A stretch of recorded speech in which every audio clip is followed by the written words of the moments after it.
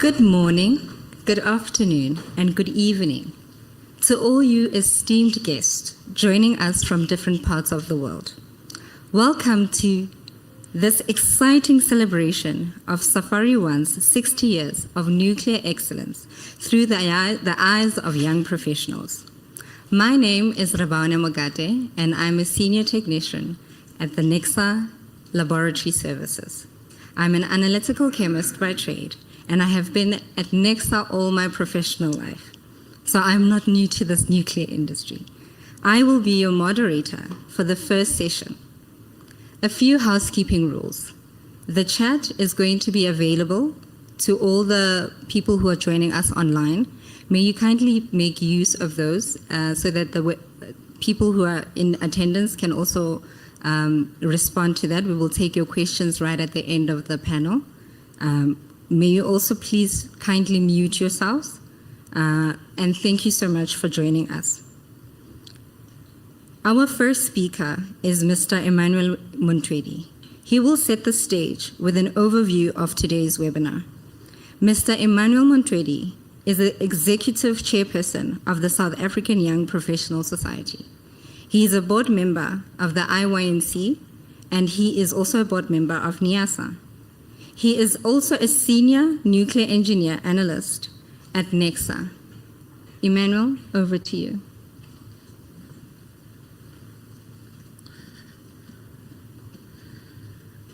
Thank you so much, Rabaone, for the wonderful introduction. I'm just quickly putting up the slides.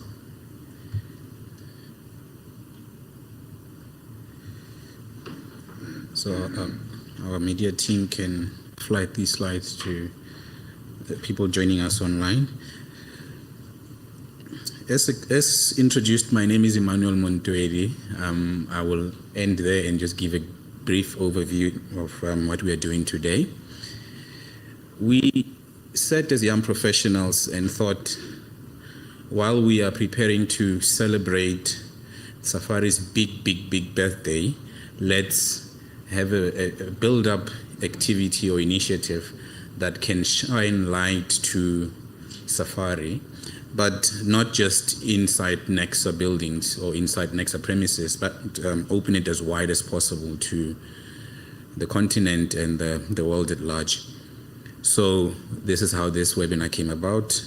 We worked with the communications team to put it together, and thank you very much for their efforts and support. So we are celebrating today and just taking our good story and putting it out there for everyone to know.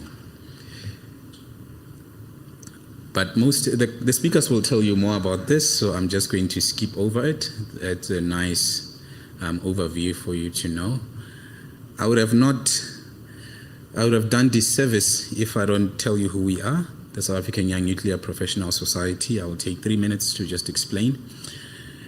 We are an organization of young professionals in the nuclear industry. At Necsa, NNR, ESCOM, in universities, Northwest University, Sefako Makato Health Sciences University. We have some members at VETS.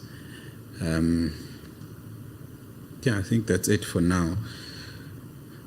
Our members' demographics is quite interesting. About under 30% of our members hold master's degrees, and then 10% with bachelor's degrees. A small percentage have PhDs, and we encourage you to continue your studies all the way to the end. We are an affiliate of African Young Generation in Nuclear is a continental body that that brings young professionals together around the continent. We are also affiliated to the Young Nuclear Congress, International Young Nuclear Congress, which is a global body that gets all young professionals in nuclear space together.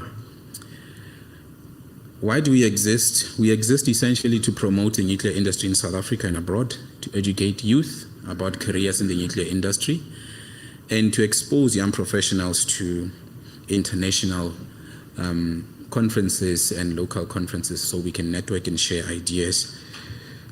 We also play an advocacy role as it relates to our policy, energy policy to be specific in South Africa. And those are our key focus area. We focus largely on youth empowerment, policy. We want to influence policy, stakeholder engagement, which is what we're doing here today, and we do quite a lot of outreach programs. We go out there to reach out to communities and tell them our good news, right? Today we are doing it virtually, which is quite nice. Oh, that's it. So I think I stuck to time. Thank you very much. Thank you so much for the short and sweet presentation.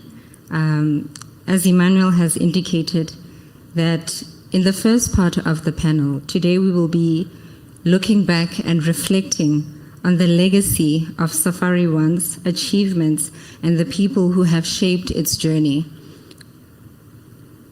While I take a pause, I would like to introduce our keynote address, the person who has steered our organization into great heights. He is Mr. Loisa Gyabashe, and he is the Group CEO of Necsa. He is a professional engineer with over 25 years of technical and leadership experience in the nuclear industry. He has done exceptionally well in steering Necsa into a positive trajectory. Please, Mr. Loiso.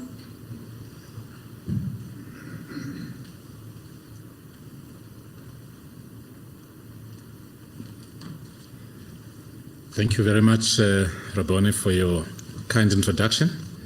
And I think today, as we talk about this event and we celebrate SAFARI's 60th birthday, it's actually a juxtaposition between the young organizing a celebration for the old. But also the old is performing and probably outperforming the young.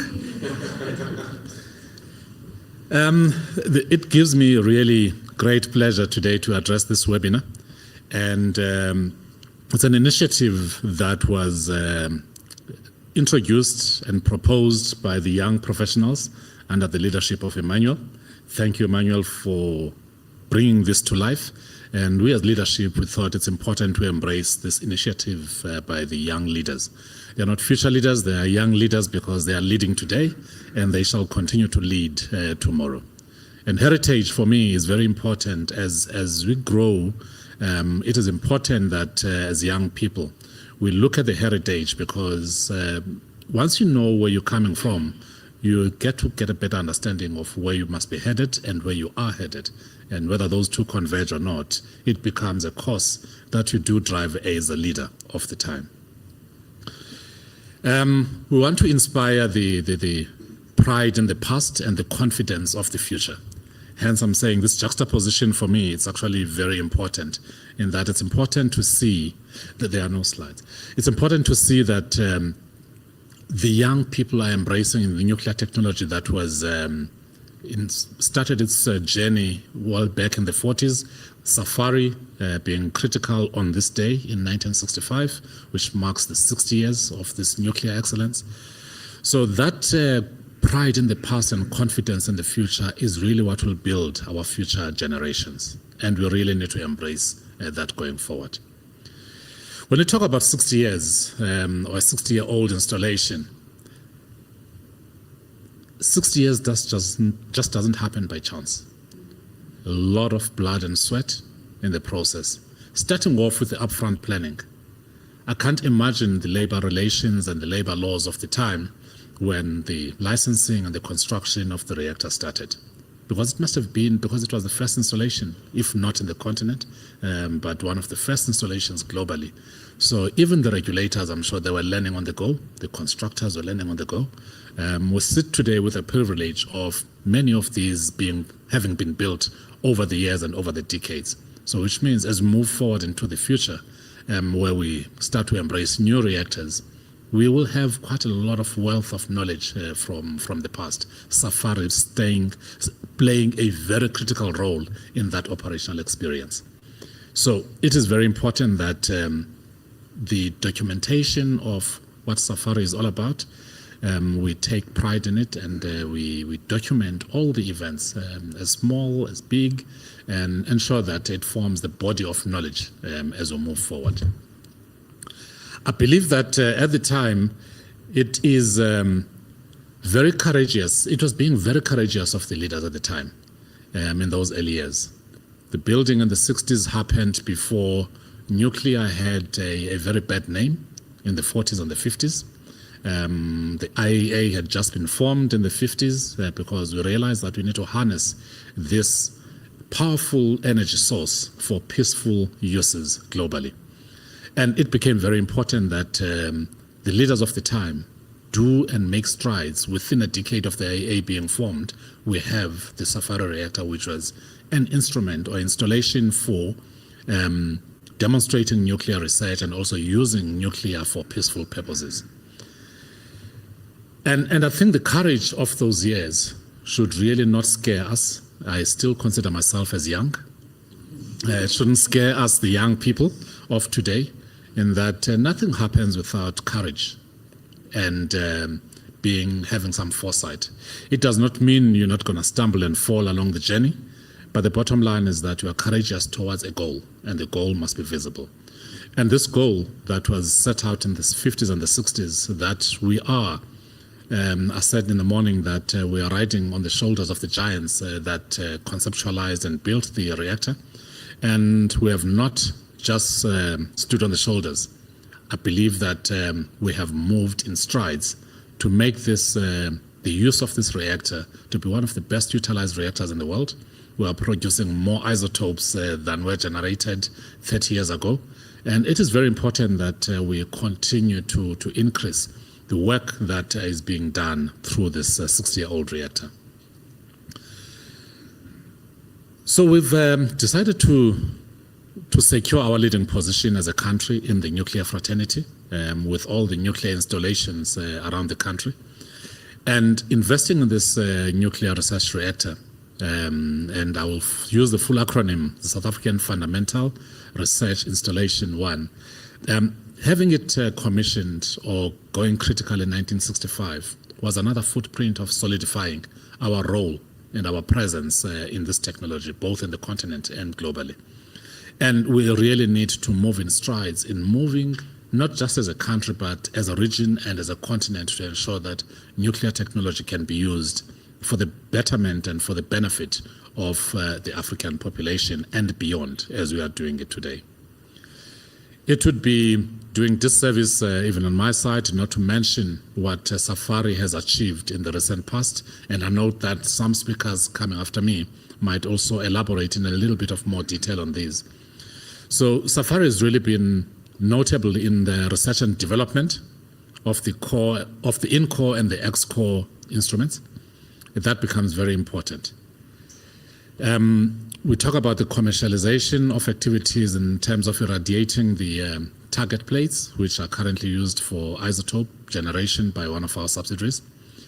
We talk about silicon doping, which is a change in material properties of some metals for use in the semiconductor industry.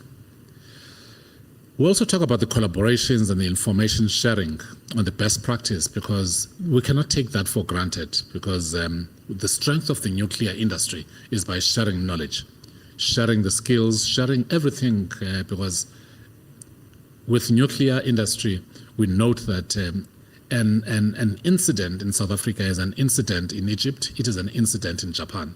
So we need to embrace our work and make sure that we collaborate as much as we can. And it is important also that to know that SAFARI has also produced quite a lot of skills in the country and in the continent, because we've had people from across the continent coming over to learn through our research and our research reactor. And this has really made sure that we become that fountain of knowledge, and also ensure that we share the knowledge so that we're not the only ones doing it in the way that we are doing it, because we need more of these installations globally. I think other than those achievements that I've put at a global level, it is important to note that as a country, South Africa, we've undergone through many transitions. Particularly, the company has also undergone transitions, because it's not operating just as a company in an island, it just operates in a geographical formation of the country. And I think what becomes important to note is that through all its transitions, we have transformed the workforce. And that shows strength and diversity. I strongly believe that the diverse you are, the more empowered you are in dealing with the future hurdles and challenges that come ahead. And I tell you, in this room, I note that in this platform, we are mixed in terms of the old and the young, the ladies and the gentlemen, and from all the different races across the globe. It is important that we embrace that diversity so that we grow this organization as we go forward. Today we're celebrating the milestone, and it is a backward-looking step, but also the beginning of something new. I always believe in the metamorphosis of a butterfly, in that as you change yourself, you need to transform yourself along the way. And let's make sure that the marking of the 60th anniversary of this reactor becomes the starting of something new.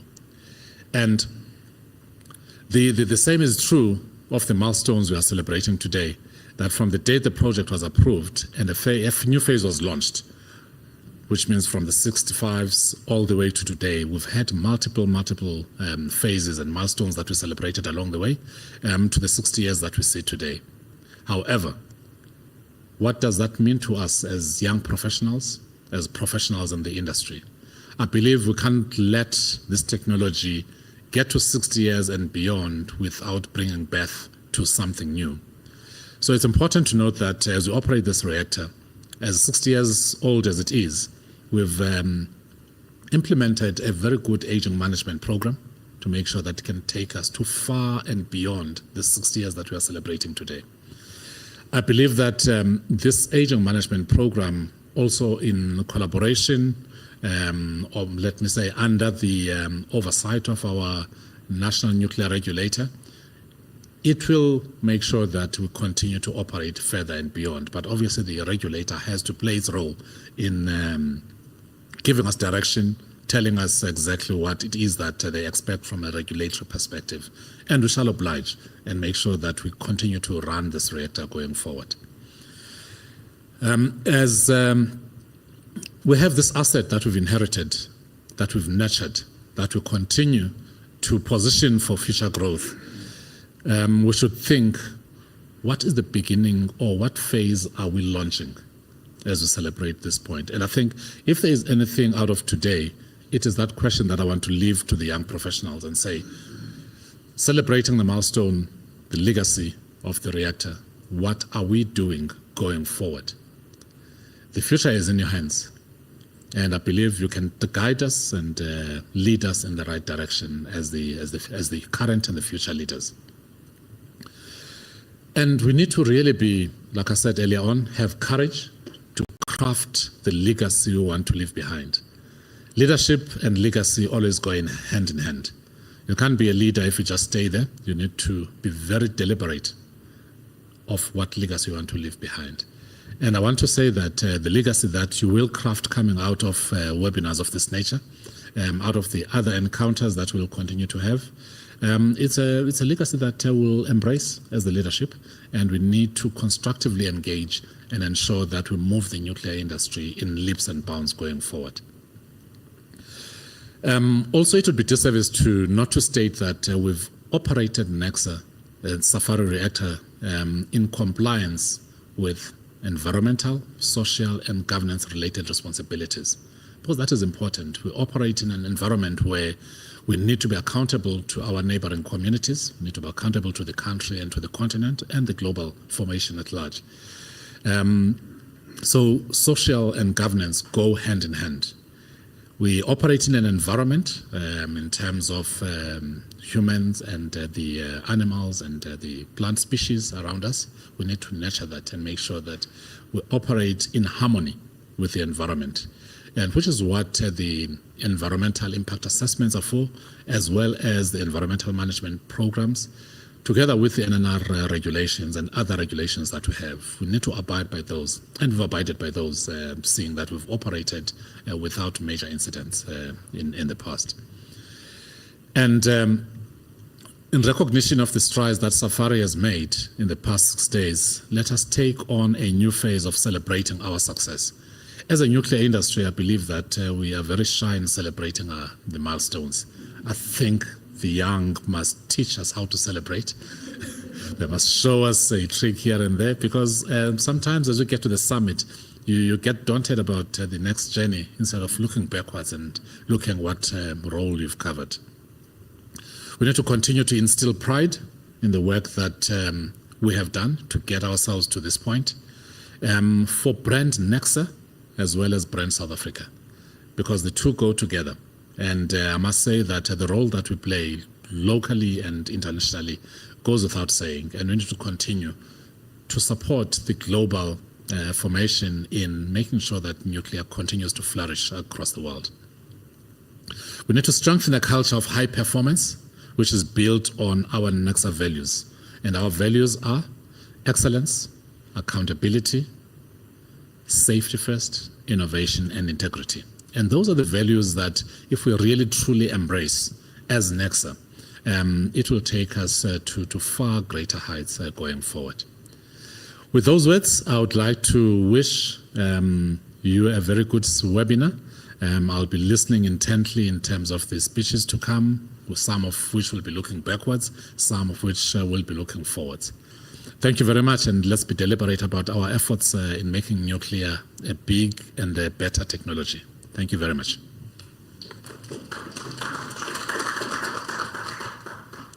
Thank you so much, Mr. Gyavashe. I would like to touch on what you were saying about nothing happens without courage. The goal must be visible and realized.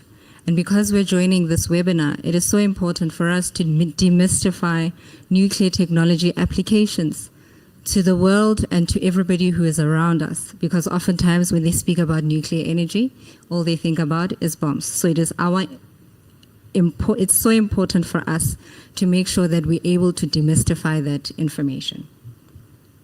Now going to our next speaker is going to be Ms. Sejako. She is a professional engineer. She leads engineering and maintenance services at Necsa reactor operations, ensuring that SAFARI-1 operates in compliance with safety and regulatory standards. Ms. Sejako.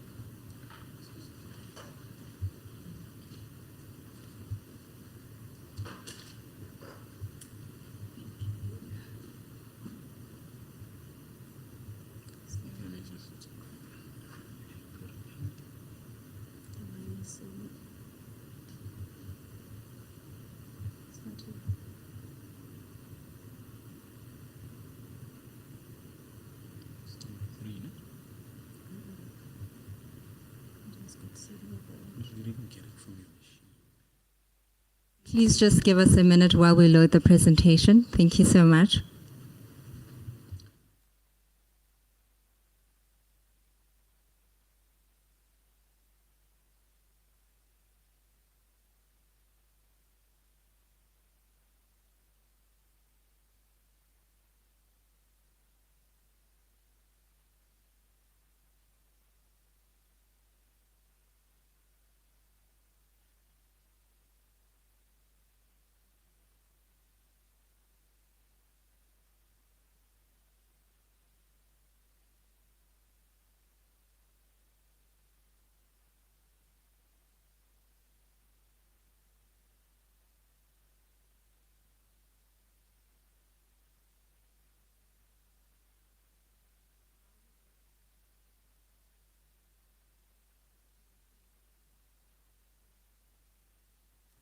while we load this presentation, we will look at the questions that are asked, and we will address it at the end of this panel.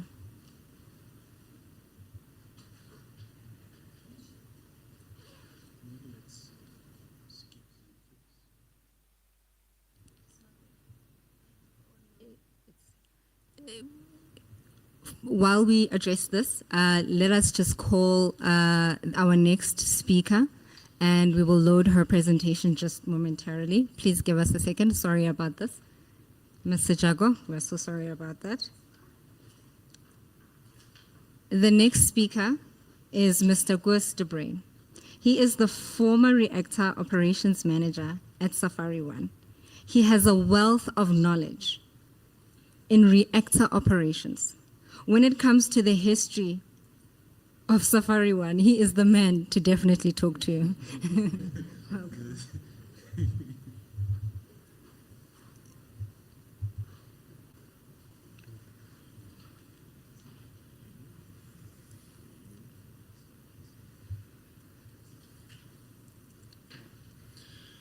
So, good morning, everybody. It's for me an honor to speak to the young professionals, especially in the nuclear industry. I'm a young retiree, so I understand what you are saying. So I would like to just give you an overview of my career and life at Safari, especially how it is a career for young professionals to look forward to do. And which one is going forward? Let me go here. It doesn't work.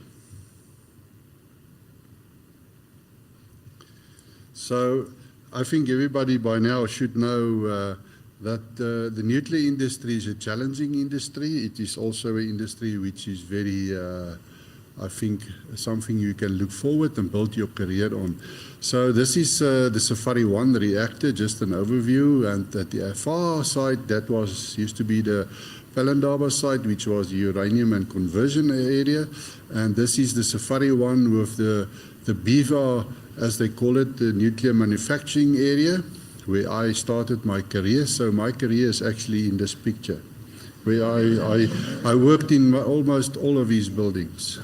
So I started my career education, I had a national diploma in those days, they say, but it's equivalent nowadays in the BTech. I also did my national higher diploma in quality assurance, which gives me the overview of quality management systems and how to systematically approach everything. So that, and then I've did many courses to enhance my education and experience. So I think that is something you can learn. Do as many courses as you can, enhance yourself. I also had training in Framato, Lyon, France on nuclear fuel manufacturing, mechanical structures. And then my career went over 46 years in the nuclear industry. That was for me an amazing journey. From 1984 to 1996, I worked in various plants as a mechanical technician. I started a section head in quality assurance, quality control.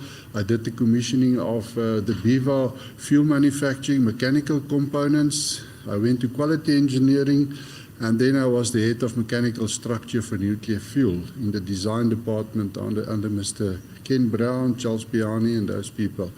So I've worked in all the disciplines of nuclear fuel. I even worked at Koeberg, was a representative for fuel delivery, stand on the core when they reloaded on the crane, and also as a representative for Framatome at the time for core reloading.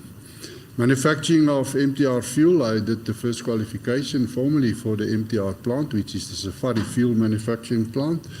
And from there on in 1996, when they closed down all these exciting projects, I went to the SAFARI-1 reactor. Until 27, I was the QA manager, but I introduced in those days, because we've started the commercial program, all the integrated management systems in SAFARI-1 so that we can face the new era in the Safari history. I also participated in many IAEA and AFRA programs together with a lot of experienced people. I've met a lot of people, and I manage also the maintenance department, mechanical instrumentation, electrical instrumentation department, where I set up the first formal maintenance programs, aging management, in-service inspection, everything for Safari. And I manage the QHSE function for implementation. And the integrated management system, we achieved the formal certification of ISO 9000, 14 and 18000, which was the first for a reactor of that kind in the world at the stage in 2002. So I managed training and security as well, and also for training and security I learned a lot about the IMSIRC 225, and I assist Necsa people to design the security system for Safari and to install it, etc. So with respect to 2017 to 2015, I became the reactor operational manager responsible for production. They moved maintenance together with me, and I further enhanced the aging management and inspection together with the engineering department at that stage. And we have create the structure to coordinate various activities that vary over a wide spectrum, such as operational environment, quality management, operational issues and routine maintenance, production, project management, support, conventional safety, radiological safety, training. That was one of our focus points as well, which I've done, to have the training more formal for engineering, quality, technicians, maintenance, as well as for administrative people in the building. So, and maintain and ensure that we comply to the regulatory requirements, the design basis, which was a challenge, I think Sejaka can tell you still today, and also to ensure that we comply with regulators' requirements. I also successfully managed the reactor to comply with all the stakeholder requirements as one of the world's best commercial reactors. So, but it was not only me, it was a lot of people, Charles Pianis before me, etc., Gavin Ball at the stage, and so there was quite a few people who played a significant role, and Alan Darcy, RRT, the whole story. So, and then with respect to the IAEA and the AFRA, I went into Africa and presented a lot of lectures, training sessions with respect to quality management systems, how to operate the reactor, how to maintain a reactor. At the IAEA, we also participated in the drafting of guidelines and standards, which we had the influence in, so that we can know that Safari is still complying with international standards. So, and we assisted many countries to have a similar type of setup and structure, especially with the free cooperation meeting, which we have participated in from 2004 until today. I mean, the free reactors benefit a lot, exchanging safety and engineering principles, how to operate them and maintain a reactor safely. So from 2015, I became the senior manager or the reactor nuclear facility manager, and there the role have changed. More to a strategic responsibility for the safety of the nuclear facility and for demonstrating an adequate level of safety during all stages of the lifetime of the facility moving forward. There we had to say maintenance, refurbishment, related to the basic design. We have to ensure that we can comply with that, because the regulatory requirements the last 20 years have changed significantly. The IAEA standards have changed significantly, especially from 2012. So there's more strict requirements, which make it a challenge for especially young engineers. So I also had to give a strategic direction to the department, and also to adhere to the provision and performance of management policy and accountability to the Necsa executive management for establishing and maintain the link to the business plan, which is linked to the national plan or strategic plan of the government. I also act as a GE in operations for 11 months together with Luiso. He was still quite new at that stage. And yes, I think we had a wonderful journey for that few months. And I had to recreate structures for especially the D&D, certain operational programs and projects, a turnaround strategy which he was leading of Necsa, and align departments to be more profitable and achieve annual objectives. That was a good focus, and I learned a good lesson during that period. So for that 46 years of mine, I worked 40 years in the PWR environment, MTR environment, 28 years at the research reactor. So it's more than 50% of the 60 years. So I'm very proud to say that the plant operation, maintenance, radiation protection, I know them, and I was part of the establishing of the management systems, a lot of documents, but I think today it is there for people to have a guideline. Several international conferences, expert consultancy missions, I've talked about it.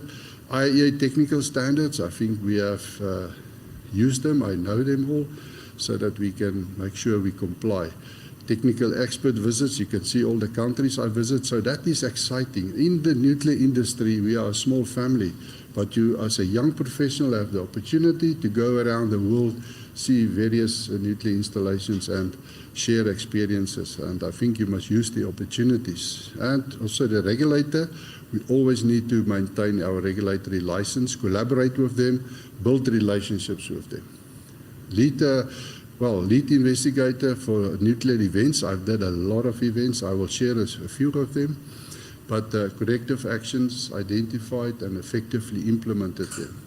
Lead projects as a lead auditor to international and national missions for supplier qualification audits of our nuclear fuel, but also for investigations and events in other reactors to assist in Egypt. I was in Holland, Belgium, for those type of things. Coordinate development and implement management systems successfully in various nuclear manufacturing organizations or plant.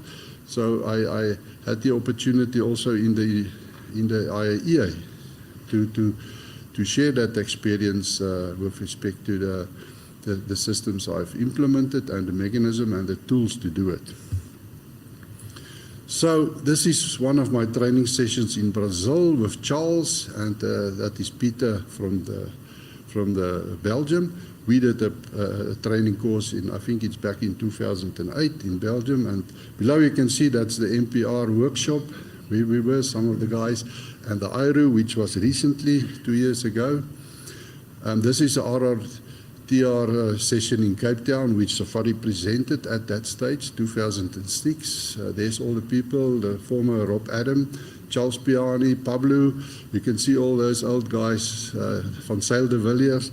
So this is the people who was on that conference, and a lot of people. This was me, Gavin, Alan Darcy, who was also the engineering person in Sydney, and our late friend Fred Weitzma, Ed Bradley from the IAEA, who was part of the, this was a cooperation meeting at the time.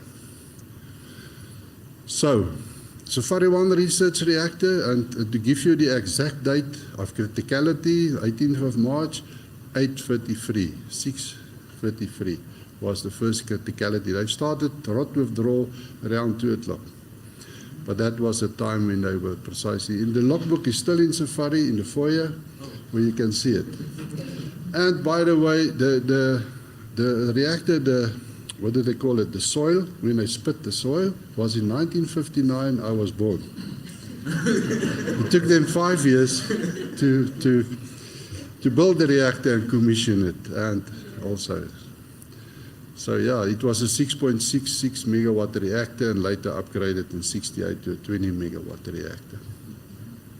So it's tank and pool, but I would like to say, and Gavin was also part of that conversion. LEU, he started it in the late, I think 1998 somewhere, and we finally converted Safari many times, the core, but the final one for LEU was done in 2006 to 2009, and we won an award, the Dinaledi Award from the NSFTF for the project, and that is the function where we have done it. And I still have my my award with me. It is, and my picture, everything. So yeah, and this is just to give you a bit of history now of Safari. We've talked about the eras, and I think from now on there should be a new era. We have started with the R&D era in the 60s where a lot of research development was done. The strategic area, which was the time I think when we only operated Monday, Friday, 5 megawatt, but there was still a lot of development. The radioisotope developments was done. And then the commercial area in the 90s where I started, and that's my era from 96 onwards, where I've started at the reactor together with various other people. So, as I've said, the 1960s, 70s, Safari was 5 megawatt. They upgraded it to a 20 megawatt reactor. But we also have manufactured our local fuel. We've commissioned it in 1982. The first fuel reload was done, which is locally at our fuel manufacturing plant. And thereafter, its utilization was all-time low after the 1970s. So from the 70s to the 90s, the Atomic Energy Board, they merged with the uranium, which is the old Palindaba, to form the AEC. And later in the 90s, we became the Necsa Nuclear Energy Corporation. But the focus of development was also for Koeberg nuclear power, high-quality fuel for Koeberg, where I was worked in the Beaver plant up until 1996. So they stopped the program. But Safari was pretty much irrelevant at the 70s and during this period. However, it was at a low point for Safari's history, but it saved the megawatt days for us to be where we are today. So this strategic area ends, political transformation in South Africa, and there was a drastic deduction in the budget. So they wanted to close Safari-1 down, but at the end of the day, we have managed to prove to them that we can be profitable. And this is when this era from the 90s until today started. There was Safari unused, associated hot cells, 1700, 1701. So the government launched a review or overview panel in 95. They give us 1-2 years to be more than 30% profitable. At the end of the day, with NTP, we've managed to penetrate the world market, and we were 70% profitable. Plus. Today, 100%. And that's when they said, right, we can continue operating. So this means this is a successful milestone for Safari, for safe and reliable operational program within Safari. Necsa Group has been very successful through the subsidiary of NTP to become a global player in the radiochemical pharmaceutical network. The reactor made significant progress in 3 years, 99. From 95 to 99 to be more than enough profitable so that they can, we can continue operating. So we sustain the high standards and safe and reliable operational process for post various challenges and also provide opportunities. So for young people, there's a lot of opportunities, especially for the new MPR coming and moving forward. We require a special qualified work skill to support the operation of Safari. In all disciplines of engineering, scientists, maintenance, operational radiation protection, regulatory licensing, and also conventional and nuclear safety, quality, environment, management systems, security, D&D operators, everything. So there is really a good career moving into this. So I want to touch a little bit on some of the life cycle factors. These challenges of the life cycle factors are related to, in a 50 or 60-year lifespan of a reactor, the ever-changing political environment, the strategies. These changes can happen several times and could shut down a nuclear program if you are not careful. Political, and it happened in the world. Maples in Canada. I mean, the regulatory environment, the last 20 years, the regulatory environment have changed significantly. There's a lot of standards, requirements. The philosophy of the regulator have changed. Organizational changes, I've saw 6 years, including Louisa. 5 structure, and not even the people who are acting, I'm not counting them in. This was permanency here. So there was 5 structural changes, transformation, everything, but we survived through it. So that can happen And that's only for the last 20 years. I mean, strategic and objective business plans. I mean, ISO and the IEA learned me how to plan. That is what you should do. Have objectives, targets, and we have implemented it since 1997 to be a world competitive facility. Maintain continuously a leading role in the nuclear research and development landscape. It's not easy, but South Africa have done it for 5 decades, especially the last 2-3 decades. We were successful to lead. Facility aging factors, the aging management program and maintenance program, really important, especially I think Opal after 8-9 years of operation, 10 years, they feel it now. They have implemented it because a new reactor is not to say no problems. So we must be careful. So we manage the aging management and the existing SSCs, as Louisa have said, that the function now. The SSCs to support operational, safe operational till 2030 and beyond to utilize the reactor. That is important, and we have the recipe to do it. Human capacity and skills development, hands-on training, that's always important. Skills transfer plan, talent management, internal training programs. We have developed it in the disciplines of engineering, science, operation, maintenance, and QHSE. We must maintain it. That is a success to transfer your skills, to get experience. The workforce factors, organizational culture, the financials, the safety culture, facilities, successes, training, all of this plays a role to have a successful and a healthy workforce. Operational challenges, plan to maintain an exceptional high operation of 300 days a year, not easy. You must align with stakeholder requirements, NTPs, the world market, and you must manage down your risks continuously. Identify them, manage them down. Technology changes. Aging management plays a big role of identifying the aging of SSCs according to a criteria we have modeled, and it's in line with the IAEA. We found equivalent or new replacement technology and licenses, and license the suitable replacement parts and components. That's where engineering and young professionals can play a significant role. Design information and developments and refurbishment. That is really a challenge for an old reactor. And Opal will tell you, also for the new ones, because nowadays technology ages very quickly. And then facility operational safety culture. I think Safari staff, and we have a safe record. Accidents can be seen in our track record. So, and then of course, we need our RRT department to operate 300 days a year for consequences on an in-core field management and safety. We need equilibrium core cycles with a good annual utilization factor, burn-up, also a backup core, short time delay on the return to power.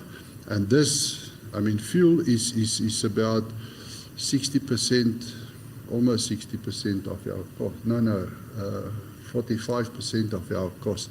If you can save there, you save a lot of money. So just a bit of the ISI, the vessel. I mean, the heat exchangers looks like that in the 90s. We had to clean them, drill them open, high pressure, acid cleaning, and still today we maintain them annually and sure that they can fulfill the safety function. We have changed our old transformers to dry transformers, which was a good project for young engineers. A flashover. This is the ISI of the vessel, which happened in 2022, I believe. So this was also a good challenge for our engineers and also the assessment of all the components. Some of the beam tube that leaks, there was a deformation due to installation fault. We had to cut it out. We've successfully designed the tooling to do it, cut it out. There's the people doing it. A crack in our annual bar pipe, which we have successfully repaired.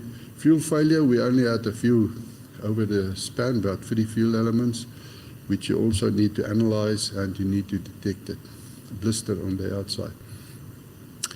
Refurbishment and redesign of our secondary system, that was done the flows, the heat removal, everything. And then, of course, we also had our events of a flashover in the electrical panels. I was sitting in my office that evening and woof. Everything dead. Stop reloading. And we had to rebuild it within 3 days, all the panels. There was about 6 panels. It was bad. Dry ice blowing to get it clean.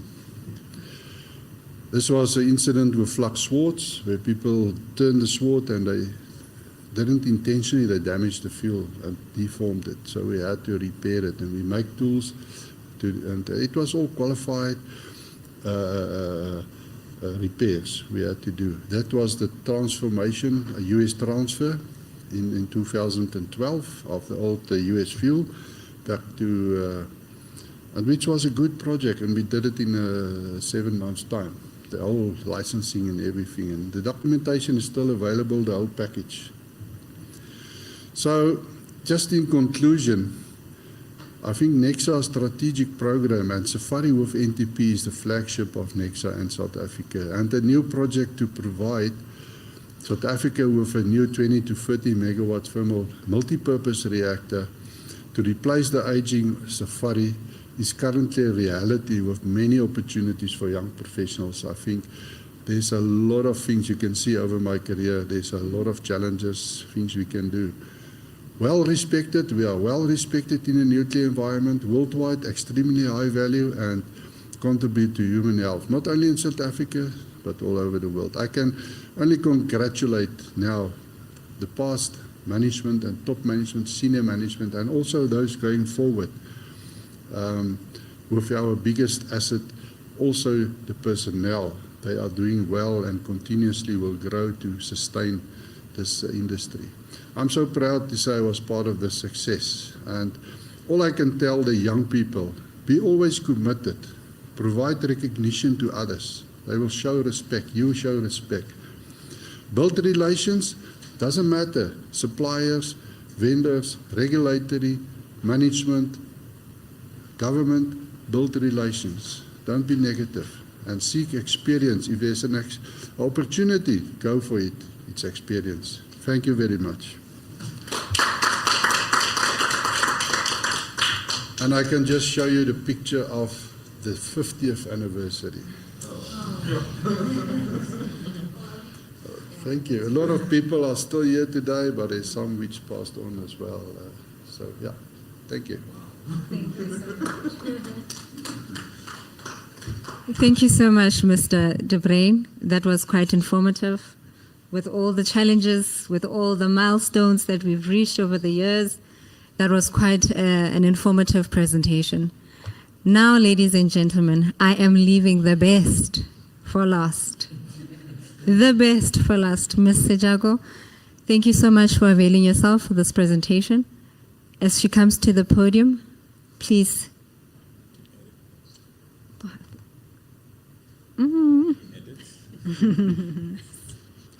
There's all, you know, females, we go through so many things. Even now with technical glitches, we are still going through it.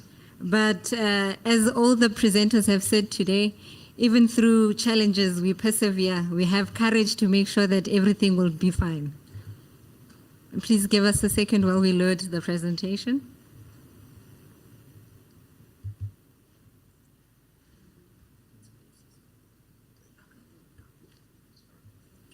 Thank you. Where do I control? Control it here.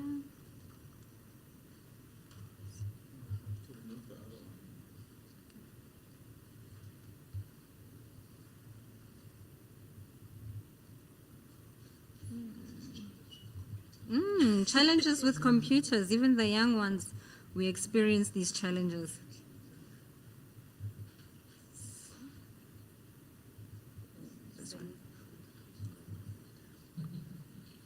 This is why it's so fun to be a moderator.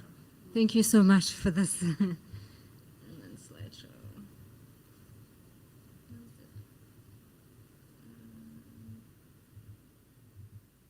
There we go. Thank you so much. Where's the controller for? I think maybe just go this way. Okay. right. Okay. I'm a little bit short. Let me just adjust. Good morning, everyone. Good afternoon and good evening to whoever is listening to us. My name is Sejako Tolo. I am representative of SAFARI. I think I'm still young, just to be part of that. And I'm a female working in this environment, which is very exciting for me. So my role at SAFARI, I'm the manager of engineering and maintenance services. And I do believe we actually deserve to just take a moment, sink it in, and give ourselves a round of applause. We're still standing 60 years later. Perhaps even those that are online, digital round of applause is also welcomed. Okay. And what do I say after CEO and Kuos has gone through this? I can just say in Setswana, kila meleo. We have, they've said it all, but I'm just going to polish on certain things that they have said from the young person's perspective. So I'll take you through the introduction of SAFARI briefly and what SAFARI is about. Then I have gone through the timeline, where we come from, where we're going, a bit of history in that. So what we use in SAFARI for, the utilization, which is what we actually pride ourselves in. The reactor availability, you know, we're sitting with Kuos here. He has helped us. When I joined SAFARI, Kuos was there. And I knew very little about nuclear, Kuos. And I must say I was very happy to be under your leadership. Then we'll touch base on some success factors that has taken us through that. We will conclude. If there's any questions and answers, I'm sure we've got a session for that after that. Okay? For the benefit of those who are not in the nuclear industry, SAFARI, the acronym, it stands for South African Fundamental Atomic Research Installation. This is number 1, and currently the only one that is in existence in South Africa. We're hoping to have others. Let's be like other children in other countries where they have many reactors. We will welcome that. We are a tank in-pool material test reactor, and we were licensed to operate at 20 megawatts thermal. This reactor was commissioned in 1965 and mainly for Atoms for Peace program. Just a fun fact I heard in the morning, Yvonne Chaka Chaka is also turning 60 today. So maybe we could have invited her to be part of us. So she's turning 60 on the 18th of March. Okay. And then again, about SAFARI, this is an American reactor. It's an Oak Ridge origin reactor. As mentioned, tank in-pool type material testing reactor. It is 20 megawatt thermal. This doesn't mean that we are producing electricity, because when visitors come, they are under impression that we are producing electricity. It's very little for us to produce that. The flux, which is, I believe this is our selling point, is 2.4 to the 14, which makes us very special, especially in Africa. We come after Egypt, and I believe that we are using a reactor more. We are using beryllium as reflectors. We're using 6 control rods to make sure that we are safe. Then we've got 26 elements that are giving us that energy, and currently we are operating as low enriched at just below 20% enrichment. Okay, so I centered this presentation around the timelines, a bit of history of why we're here, where we come from. Then I looked and I really studied. It was very interesting, and what actually came through for me was, why was this started? Why did people decide we're going to be exploring nuclear? So it started when it was around World War II in the 40s. So South Africa was supplying uranium to the Manhattan Project. Those who are fanatics of nuclear world, this is a project that was started somewhere in America. I was fortunate enough to go to Oak Ridge Labs at some stage. We went through where they started this Manhattan Project. That's where they started initiating nuclear weapons in that. This was in the 40s when they started that. Very interesting, because they were in the middle of the war at that particular point. Then in 1948, history tells us this is the beginning of apartheid era. Perhaps South Africa needed to position itself at that point. So the Atomic Energy Board was just established. And the interesting fact also is that Americans started a year before, which is around 1947. So this is where the real thing starts for those who really love nuclear before we went to the 60s. Then in the 50s, this is the foundation of nuclear in South Africa. Okay, the planning started, the National Research Reactor begins. Then what is interesting also, in 1953, the American President Eisenhower gave a speech on atoms for peace. That actually exists in the IAEA. If you want to watch it, it's about 20 minutes. Very interesting because it happened during the war. People are preaching peace at this particular point. So I really loved it. So this is December 8, and you can imagine what was happening at that time. And somebody on the side says, let us have peaceful purposes. People are protecting themselves. We are in the war. Okay. Comes the 60s, very interesting for South Africa. We are commissioning SAFARI now. In the 1961, construction commenced, which it gives me a joy to look at how long did they take to build this particular reactor. They commenced that, and history tells me that there were delays around 1963. I don't know story, maybe Kuos knows. Why did they delay that? I was very far from being born. So. Oh, okay. Thank you, Kuos. So there was that delay, and these things happen. Perhaps we need to learn from history that even if we slip a bit, these things are still going to happen. Nobody planned that the vessel was going to drop. So we don't know what's going to happen when we're building ours. Then today, which is why we are here, 1965, March 18, Kuos specifically said around 1833 we went critical. It would have been nice if we started the reactor today because we were on shutdown at 1833, just to get it right. But then we're going to start up tomorrow or so. So March 18, this is where the magic starts. We reach criticality for the very first time in South Africa. Big ups to those who were building this reactor at that point. It is very interesting being part of the research reactor team. Sometimes these things are not so easy. Okay, and then at that point it was used for material testing, neutron activation analysis. Then in 1968, reactor was shut down for 9 months. Very interesting because I think at that point today, I don't know if the CEO will say we can switch off for 9 months to work on something. It's going to cost us. But it happened in 1968. They switched it off to upgrade the cooling system, to remove heat. I believe this is the time when they were adding other cooling tower screws, and then the heat exchangers were also extended for us to operate at 20 megawatt. Okay. Then comes 1970s, which I call the strategic era. So very interesting for me because, people invested in training. We're still young, we're still very eager to learn, and it's very important that people are taken for training.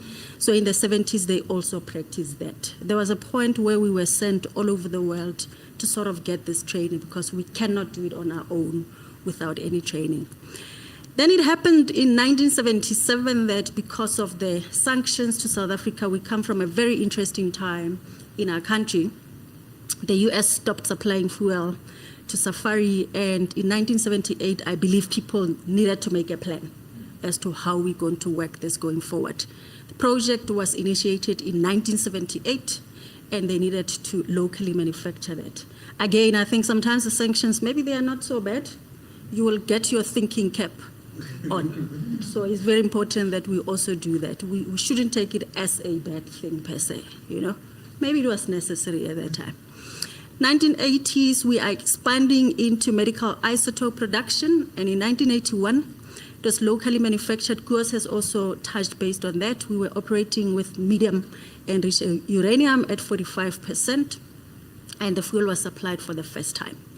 The reactor continued to operate at about 5 megawatts, and we're talking 60 years today. This is according to, what do you call this, calendar? But if we're operating at 5, and then we're operating at 20. Are we really 60 years old? Those are the things we need to look at. In 1988, reactor was shut down again for extended period for about 6 months to repair the pool liners. So these are not new. In as much as we're working on this reactor, they have happened in the past and we're learning from where we're coming from. Again, we stress about switching reactor for just a day. We go through sleepless night if the reactor doesn't start up, but these things have happened for repairs to take place. SAFARI begins to produce Moly-99 in the 80s, and we support industrial for non-destructive testing. I think it's still continuing even today.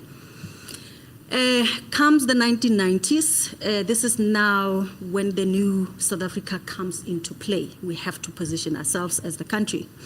1994, enrichment of locally produced fuel element was changed from MEU to HEU. I don't know why. Perhaps those that knows why was that strategically done in 1994.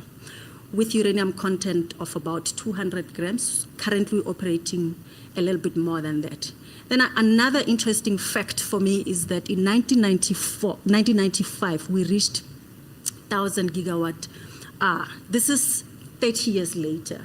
So meaning that we've been using a reactor, but as we go by, as I take you through the timeline, we'll see how quickly we get to reach that 1,000 gigawatt hour. It means that the reactor was working not that much as compared to what we're using it for today.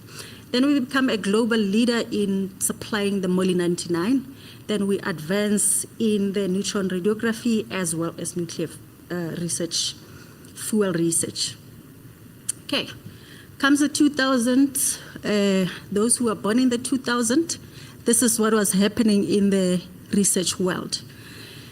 The content, uranium content in locally manufactured HEU fuel element was increased from 200 grams to 300 grams. History tells me that. Of course, you'll educate me more as to why was that a case as you go. Oh, okay, thank you.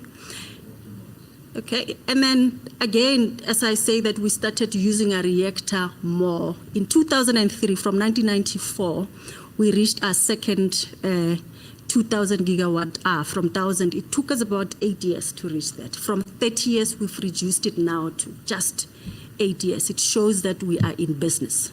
Yeah. Total energy production since the startup. 2005, again, we're transitioning from HEU to low enriched fuel.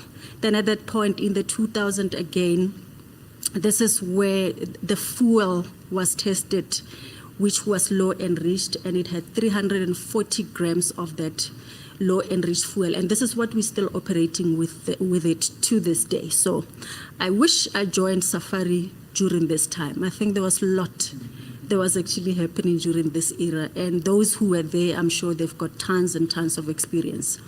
In 2008, there was core conversion again to LEU.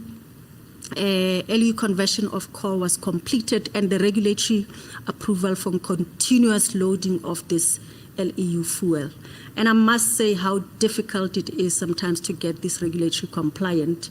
So they call us paper pushers sometimes, that we have to write a lot of documentation to get this currently. Then let's come to 2010, during the World Cup. We were still very busy in Necsa. People were really working. SAFARI-1 staff and operation responsible were seconded to NTP. Apparently that happened. Regulatory approval for commercial production of Moly-99. We were in business. Then 2018, we celebrated the 50th anniversary of SAFARI. And then again, those who have grandmothers at home, you know how difficult it is, the experiences that they have for them to be that old. So SAFARI has been kept going for that long and is still operational to this day.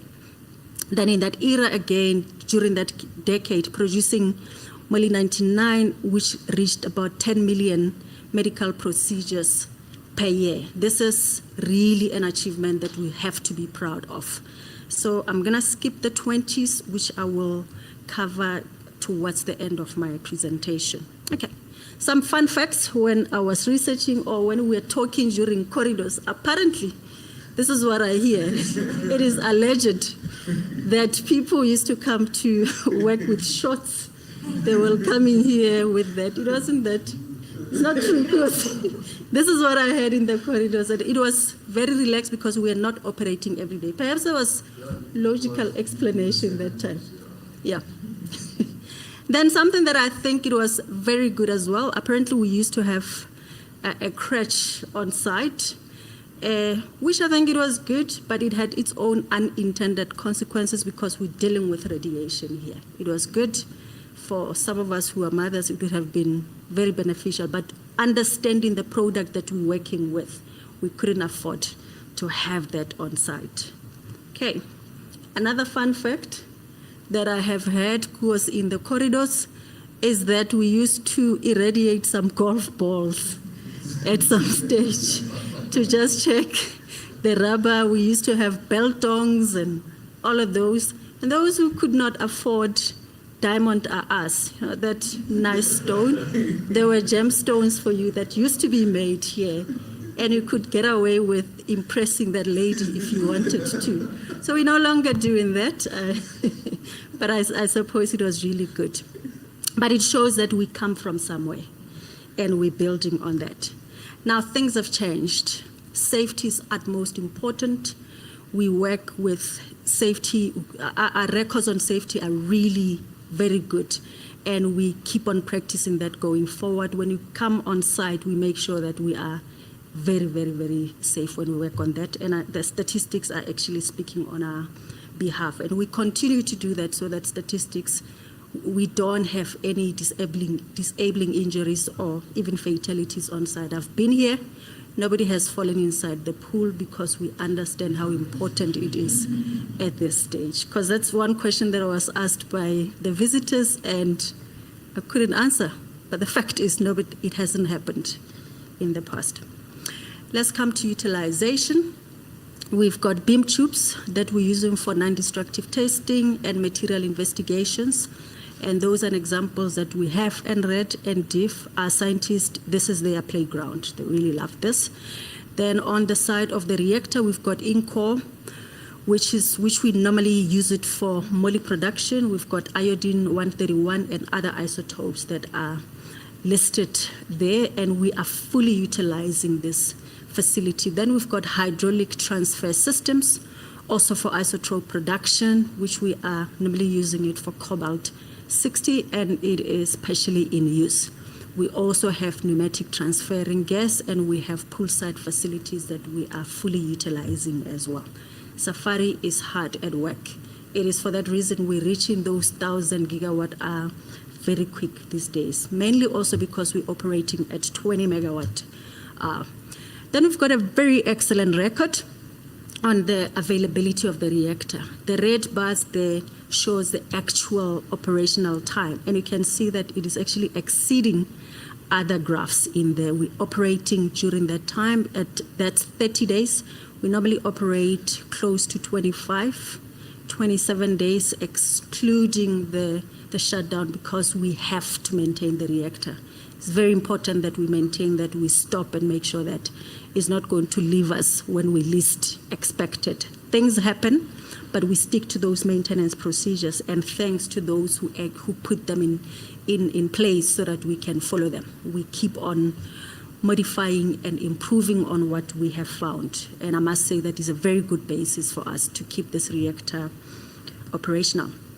A very outstanding record also for us is that just looking from 2008, we have been available for more than 99% of the time. So at some point we were operational for more than 304 days. You can see that the days went down. Let's bear in mind that we are running a 60-year-old reactor. We are sitting at about 101, 102% availability of this reactor, and it's because of hard work of everybody that is involved in this to get this going. On that 24, 25, those quarters, per quarter we're operating at about 75 days, 77 days, give or take. And our projection is for us to get out of that reactor 287 days a year. We are doing that with a lot of hard work, with a lot of sweat. It's not easy, but we're able to do that. And then giving you the thermal powers, that just to give you of that rough estimate of where we come from. First time when we were reaching 1,000 gigawatt, took us about 30 years. It took us 2003. We reached the 2,000, which took us about 8.8 years. Then we went down to about 7. And currently we're sitting at 4.8 gigawatt hour. So this speaks to how long can we continue to operate this reactor of ours, that we believe that it will take us far from here. Then some of our success factors, Koos has mentioned them. And in 1998, we were certified ISO 9001. Quality management system is very important to us to make sure that we produce quality products for our clients. And then we had ISO 14001, which is environment. We got it in 220003. Over and above that, as Koos said, I must say that I had so many opportunities to go all over the world to learn about this IAEA, and my interest really in the nuclear raised when I was joining Safari, and I really enjoyed myself in here. The IAEA standards, the NNR safety guidelines, and all of those that we're using to make sure that this reactor is operated safely. Then we also have the safety standards, SSR3 check-ins from Necsa that we continuously use, though we have our own processes that make sure that this reactor runs very well. Again, something that has been stressed by Loizo as well as Koos is AG management program. We're running this program to make sure that all these components that are aging we look at them to make sure that they don't age. Even after we have placed them, we check their aging mechanisms, how are they changing over time. Try and track these and draw some trends now to see how long will it take me again to replace a certain detector, because we have a bit of data that we can use going forward. I think that's where engineers are involved in to make sure that it doesn't catch us by surprise. We need to plan ahead and ensure that if this thing has to be replaced in 10 years, what guides us towards that particular time. Okay, and then the utilization, we have operated for more than 300 days per year, over 20 years, and we continue to do that, but we do that safely. Safety remains a very important point to us. And financial support that we get from the business help us to really go far. Then human capacity is very important. It's very important that we involved the youngsters to come in, we trained people, build this capacity while we're taking this forward. And with that, I believe that will be our winning recipe. Let's not leave anyone behind, because we are in this together. Okay. In conclusion, SAFARI-1 life extension, we strongly considering extending the life of Safari for another 10 years. This is one project we have started at Safari, and it needs a lot of resources that we're working on. We're doing studies on it, and the reason why we think it can be extended, there was a time when we were operating at about 5 megawatts. There was a time when reactor was down, and we in as much as 60 years today, but what is the fatigue life of this particular reactor? Perhaps we can take it another 10 years, 15 years, but it needs to have an engineering know-how for us to say we can take this reactor for the next 10 years. We really need to prove to say that it can operate for the next 10 years. And it's going to be a very interesting project, and us having to also prove to the regulator that what we're saying it is that particular thing. Then again, just in conclusion, again, from 1965 to today, Safari has not just stand the test of time, it has defined test of time. We are operating because of the shoulders of the giants that we have stood on, and some of us just are piggybacking on that and continuing with this button. With that, this ends my presentation, and thank you.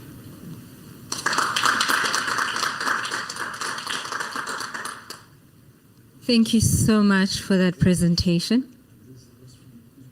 Emmanuel is asking if those were zebras from the Necsa facility, and we think it definitely is, because we've got some beautiful zebras on the complex. In short of time, I'm looking at the time now, I think it would be best for us to not do the question session now. We should do it maybe towards the end. I had prepared a few questions to ask the panelists. Maybe I can ask one question each, just looking at the time. Mr. Loiso, there's the mic there. I wanted to ask you, looking at Necsa's vision for the future, how do you see SAFARI-1's legacy influencing the next generation of nuclear professionals? Thank you very much for that question. I think I did somewhat Address. on it, alluded to it. Thank you. Thanks for that question. I did allude to it a little bit earlier on, in that this safari and the 6-year-old nature has given us the background and the confidence to build from. So I believe the likes of Sejakov really come in and at the height of the operations of the reactor. These are the people who are going to take us into the future as we extend the life of the reactor beyond the currently licensed end of life, which is December 2030. We are very confident from an operational perspective that all the work that has been done and that we'll continue to do, we can extend the reactor far beyond that. And I saw some figures here, but it's subject to the regulator. So as we do that life extension, we've got the solid background, and also as we build the future reactor, the multi-purpose reactor, it gives us that fundamental base from which we can use as experience base. Thank you.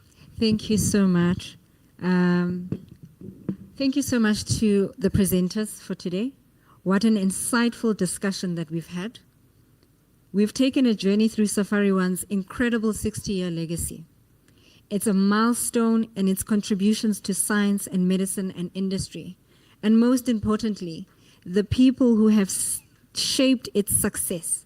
A huge thank you to our speakers for sharing their knowledge, their experiences, and to all of you who are engaging with us online.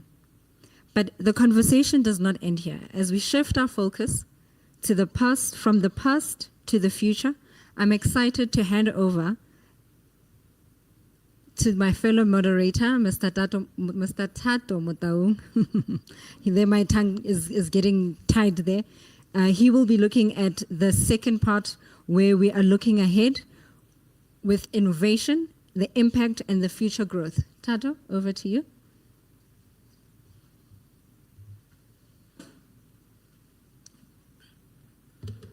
Good morning, everyone. It's an honor to be here within the giants of the industry. Before we moved to our second session of the day, I would like to request that we take a 5 minutes break for a stretch and we can prepare the next presentations for the next session. Is that okay? Thank you.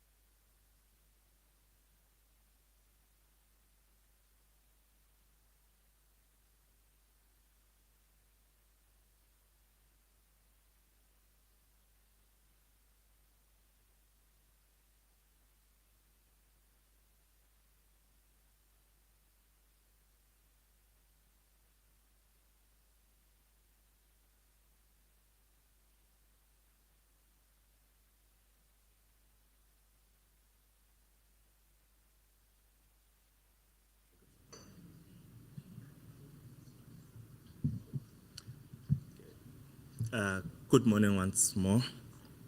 My name is Tatum Taung. I'm currently working in Necsa as a senior researcher in the Research and Innovation Department. I think I'll be running the last mile of the youthful experience of the nuclear industry for this session. So I would like to begin by calling up the next speaker. His name is Gavin Ball. He is currently serving as an NTP Exco member. He has 39 years worth of working experience in the nuclear industry. He has been a manager in the technological and development projects at NTP. And NTP is one of the Necsa subsidiaries that was born somewhere in the 1970s. So Mr. Ball will come and tell us about the history and the future of NTP. Thank you.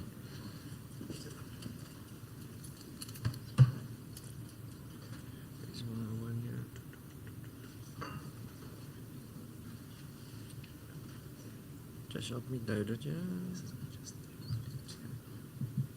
I'm pressing the wrong place. Right, there we go.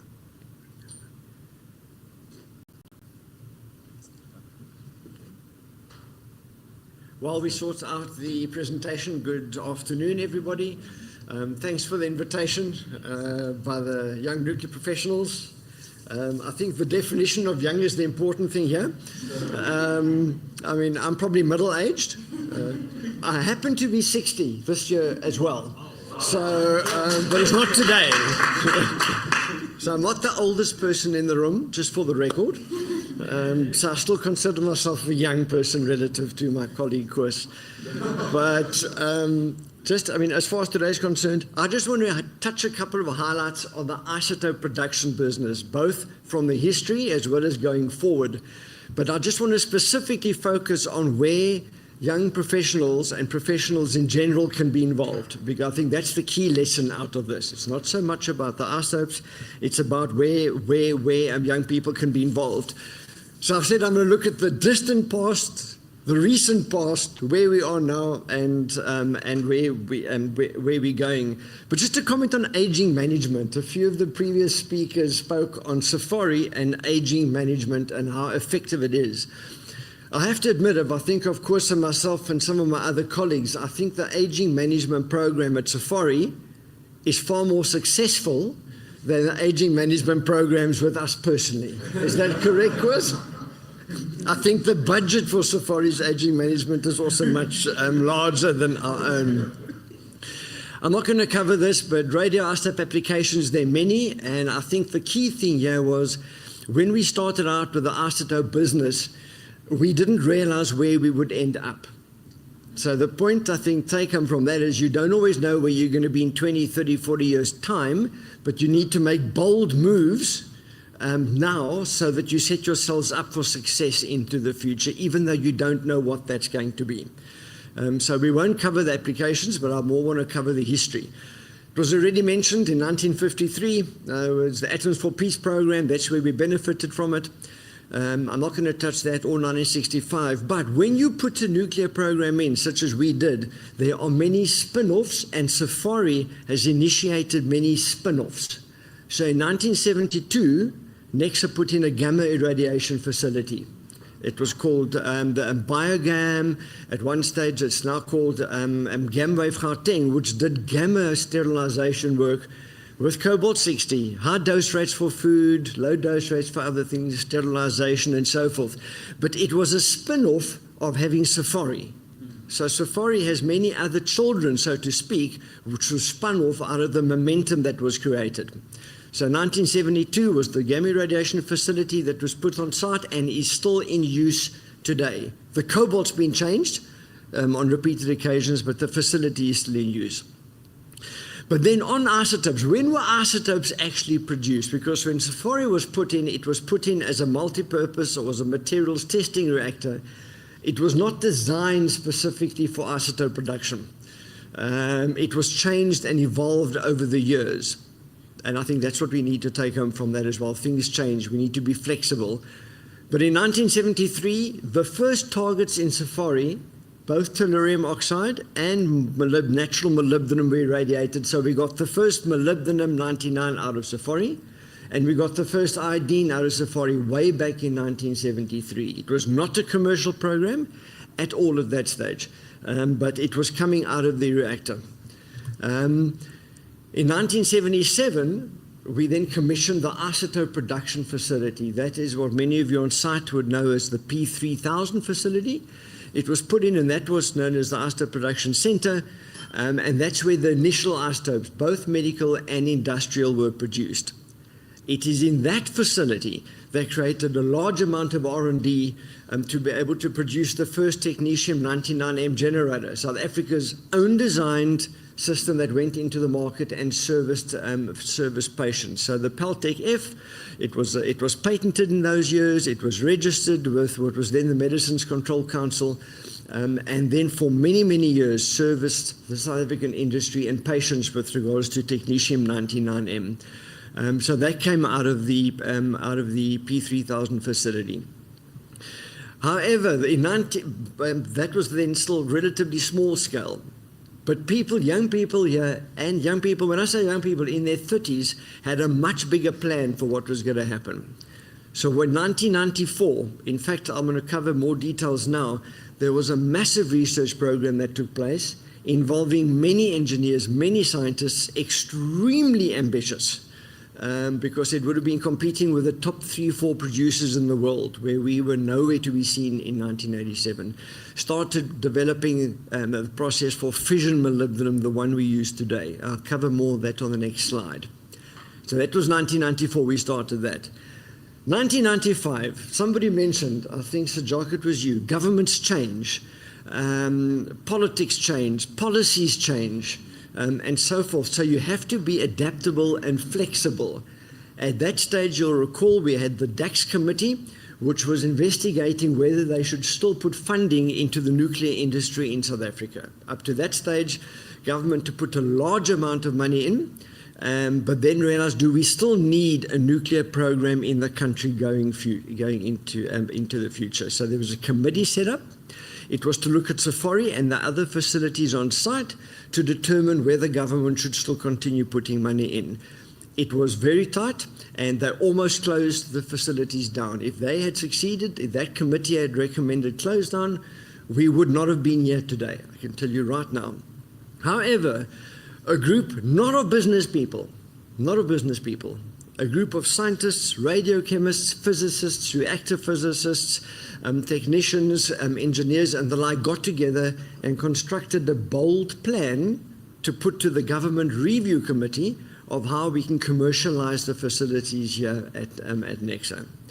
It was bold, it was ambitious, and it was beyond, I think many of us didn't think we would achieve it, to be quite honest with you, because it was a massive stretch. And as a previous speaker said, the first requirement of this committee was within 1 year, we had to be able to cover 30% of the operational costs. Previously, it was all government grant money, and now it had to be commercial income. So a massive program was put together, and I'll tell you more about that now. But that was almost the key point in changing mindsets on this site, going from a research and strategic environment into a commercial environment. And so that was probably a key milestone, I mean, in the history of the site. And it was achieved. A year later, they could go back to the committee. The committee wanted 30% operational expenditure. And a year later, as I think Peter Koos was mentioning, we actually achieved 60%. It's my aging mechanism that's not working. Yeah. We achieved 60% of what we required, double what we were required to do by the committee. Based on that, the committee allowed the facilities to continue operating on the site. Okay. However, what had to happen at that point? We had facilities. We had hot cell facilities, which were primarily for post-irradiation exam of Kuburg fuel. So we had infrastructure, we had expertise, but we didn't have the product line that we needed. So facilities had to be repurposed. And people had to very quickly think of ways of applying the technology and our knowledge base and applying it in a different fashion. What was the driver here? The driver here was survival. So at this point, it was survival, because we all knew if we didn't achieve it, we wouldn't have been able to go further. So that was a key moment in what happened on site. I mentioned the molybdenum development. I'm not going to go through all this here, but just to give you some idea of the time it takes and how quickly it was done on the site when we had to do it in those days. Why? Because it was survival. So in the late 80s, we started developing the fission molybdenum process. The first run took place, the fission molybdenum run took place in 1992. We produced 20 curies, which for us was a major achievement. Nowadays you will laugh and you will think 20 curies gets you nowhere, but it was a major achievement for the people on site at the time. It was 20 curies of compliant material. And then you can see it went through the whole way through until the first exports in Q4 in 2020. Right, further dates. NTP was then corporatized in 2003. Why is that important? Government felt that we needed a separate entity to be able to go and leverage off our strong balance sheet, which wasn't strong at that stage, and undergo direct contracting with certain strategic providers that we could then go through. So it was a key moment and at almost an inflection point in the growth what was happening on the site. 2003, watch how it accelerates. 2005, another spin-off. Because we had SAFARI, the decision was we need to have complementary isotopes, accelerate to produce isotopes. 2005, a facility went in to produce isotopes with the GE cyclotron. Only 2 years later, 2009, a second cyclotron-produced isotope went into the market and was used. In 2010, we changed the technetium-99M generator. The old one had served the country well for 20 years. We had to change it because of lessons from the past and problems we had. It went in, registered with the Medicines Control Council, and that generator still serves the market today. In 2010, we also converted from HEU to LEU molybdenum. Lots in the media about that. There's one article that you can go and look at.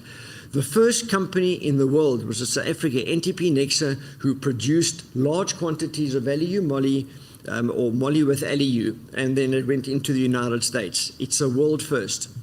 Lutetium emitters. We then said we're going to go into a new product. We're going to go into therapy isotopes, not just diagnostic isotopes. The idea was birthed in 2012, and I'll show you the sales growth now. It is now the isotope of the future, but the decision was made boldly in 2012 when there was hardly any interest in it. In 2015, in South Africa, the first lutetium PSMA dose was facilitated at Steve Biko Hospital with Professor Mike Satege. HEU to LEU conversion was done very fast. South Africa still holds the record for the biggest producer in the world to convert fully to LEU reactor, LEU fuel, LEU reactor fuel, and LEU moly, and retained that for 10 years before our competitors caught up. It's known and acknowledged, and you can read about that.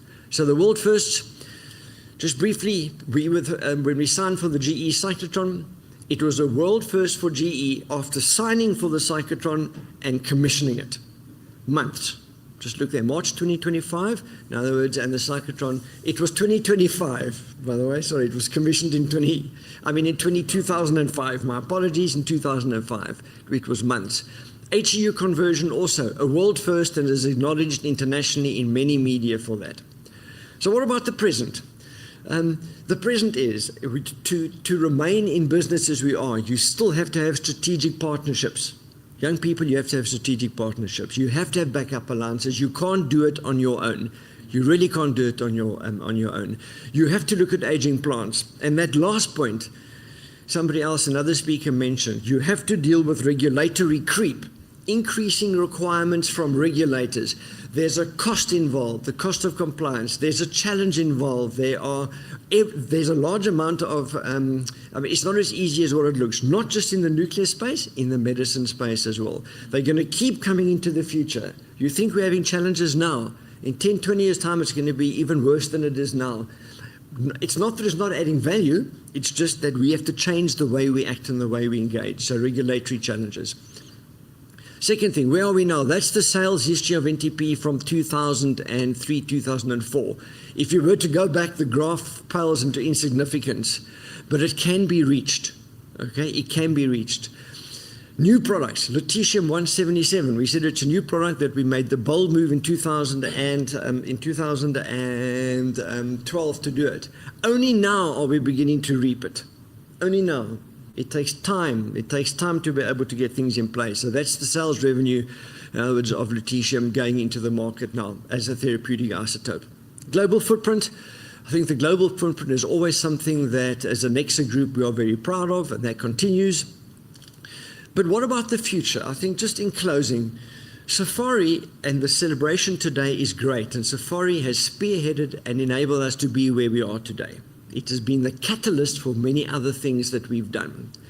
However, we cannot continue to rely on SAFARI. We have to be forward-looking. Do we know where we are going to be in 10, 20, 30 years' time? I'm telling you now, no, we don't. Do we know what the portfolio mix of isotopes are and the other applications of SAFARI are? No, we don't. We put down the best we know, but it will change. So going into the future, we have to be strategic.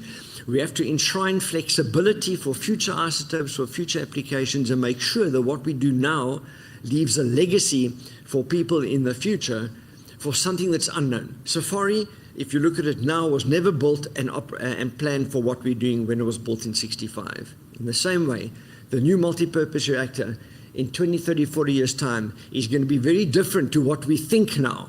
We put our best inputs in now, but it will be different. We must make sure that the legacy we leave for people after us allows them the flexibility to change and adapt accordingly. So young people, take your challenges. There were many opportunities that people like myself have had and continue to have. Take the challenges, embrace them, and do the best that you can, and you will be successful. Thank you very much.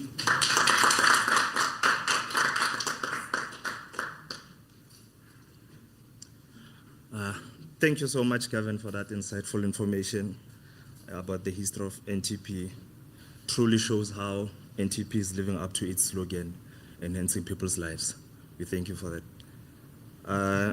Moving with the program, we are going to call our next speaker. The next speaker is Dr. Jan Rein-Zivat. He's an extraordinary professor at the Northwest University with a vast knowledge and is an NRF-rated researcher, rating at P2, which is amazing, with 6 patents under his name. This doesn't come easy. I'm getting chills just standing next to you. So, Prof. Zivat is going to talk about how the reactor has contributed to the research, the knowledge, and international collaborations.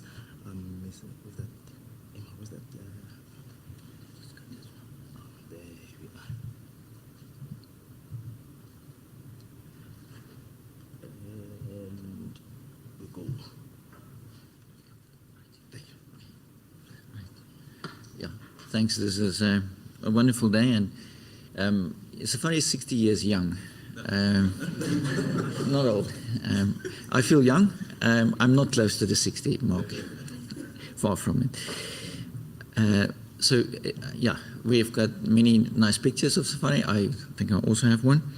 And this particular slide is a very SAFARI-centric version of vision of Necsa, putting SAFARI at the heart of what we do here, especially in the research. I think that's pretty obvious.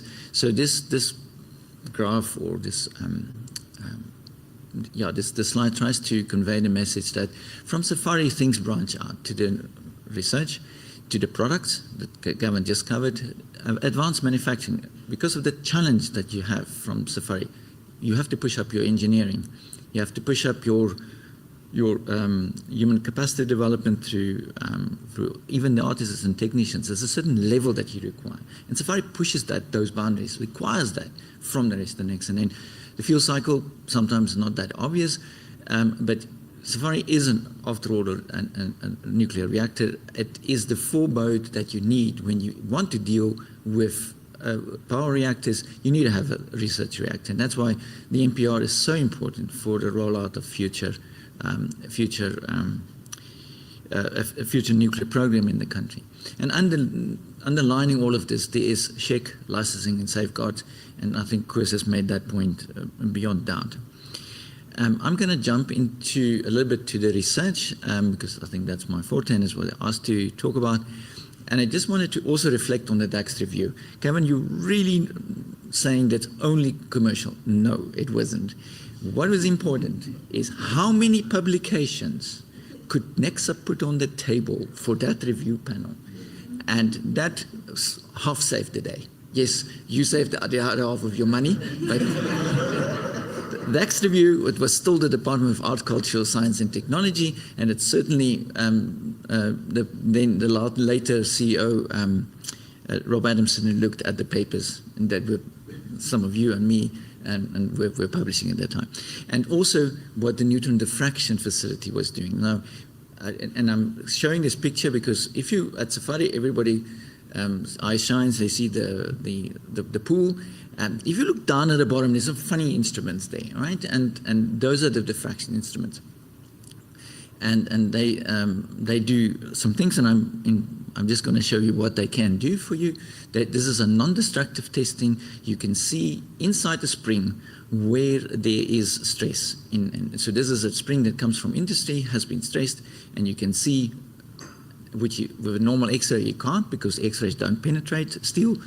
Neutrons do, and you can see where there have been deformation in this spring. So that's what you can do with that. And the other one is the neutron radiography equipment. So this again is sensitive. It's not an X-ray machine, so it doesn't look at density, but it looks at water absorption. So on the left you see the pebble bed and all the kernels within that pebble bed very nicely. And on the right hand side is a fossil where you can see there's no preparation.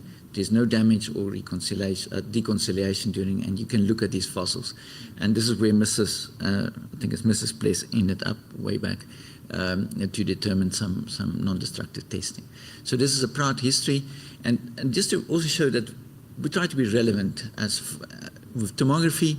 During the first month of COVID, there was a drive for ventilators. Everybody can remember we needed ventilators, and there was a ventilator that was from the 80s, and the VUT in Bloemfontein had a great idea. The fastest way to get a ventilator on the market is you're going to take an old one that is registered, because if you're going to have a new one, you need to go through all the medical steps. This one is ran. However, there was a component they didn't have drawings for. They came to Necsa, they put it into the tomography, we gave them the CAD drawings, and off they went. This is something that maybe is not told, but this is the type of thing that we do, and research can be very relevant in a very short space of time. That was in the first month of lockdown. Jumping ahead, I'm giving past and future things. Just recently, last year, we produced radioactive seeds that are going into rhino horns, trying to make a contribution to the environment, and they were produced in Safari. You can see it was on CNN just last week. Then also we have impact in industry, and the oil industry is very known to use of isotopes that are made by Safari, but we're looking to the future. These big machines, they have all these metal teeth, and they can fall off, and then they get lost in all the rocks. So the solution is you put a radioactive tag in there, and guess what? Where's those radioactive tags come from? It, of course, comes from Safari. And if that teeth then ends up on the truck and it moves through a gantry, you can see where it is. So this is technology that we're going to roll out pretty soon on Atom Mine, just to show you that Safari is very relevant in our world.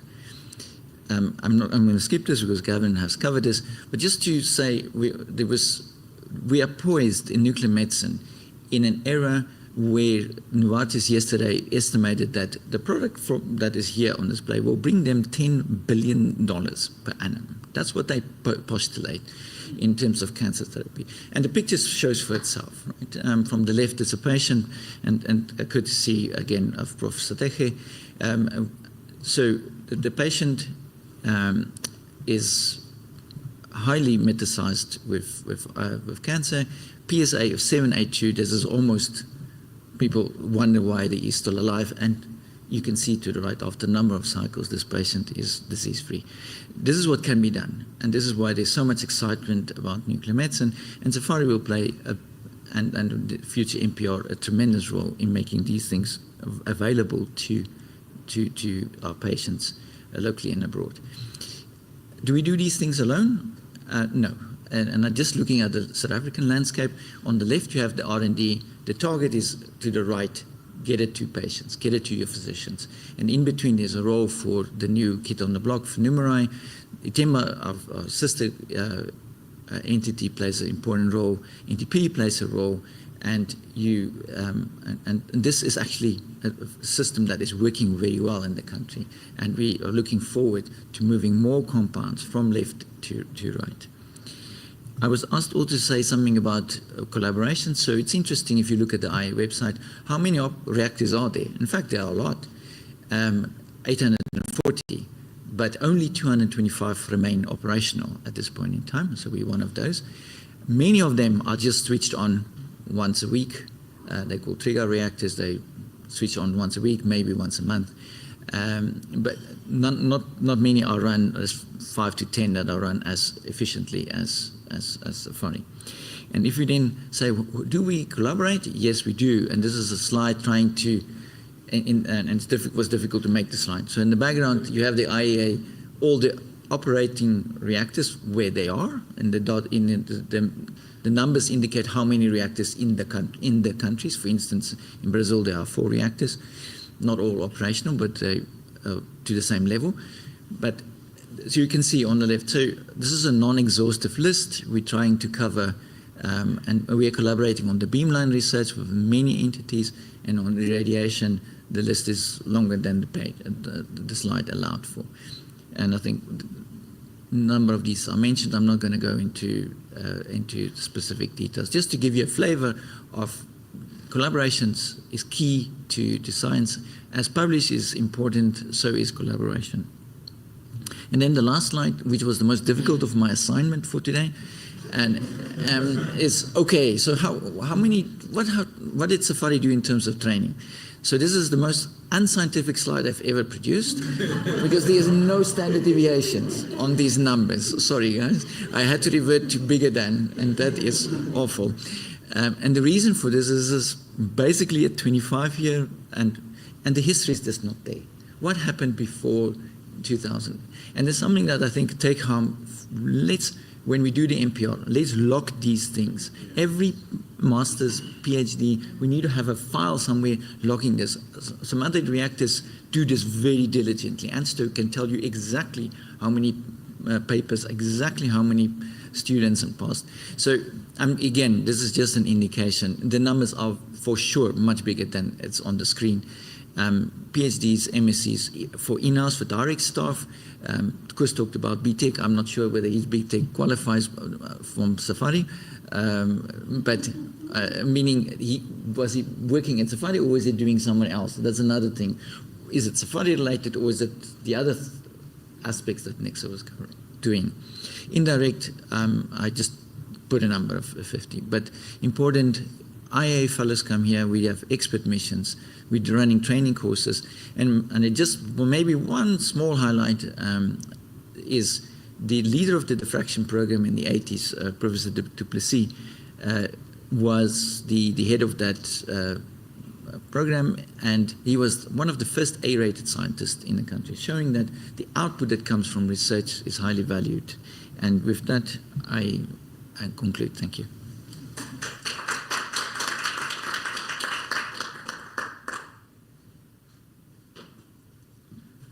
Thank you so much, Andren. Thank you so much. That was incredible presentation. With respect to time, and we were supposed to be done by now, but seems like we are enjoying this information. It's leading us somewhere. Our next speaker is also an extraordinary professor from the Northwest University, Dr. Rian Prinsloo, currently serving as an General Manager within the R&I department in Necsa. He has 25 years of working experience in the nuclear fraternity. He currently specializes in computational methods for nuclear reactor analysis. As we all know, you cannot run a reactor without taking safety measures. So his work contributes a bigger chunk to safety of operating a nuclear reactor. Dr. Ryan, please take the floor. Number 7.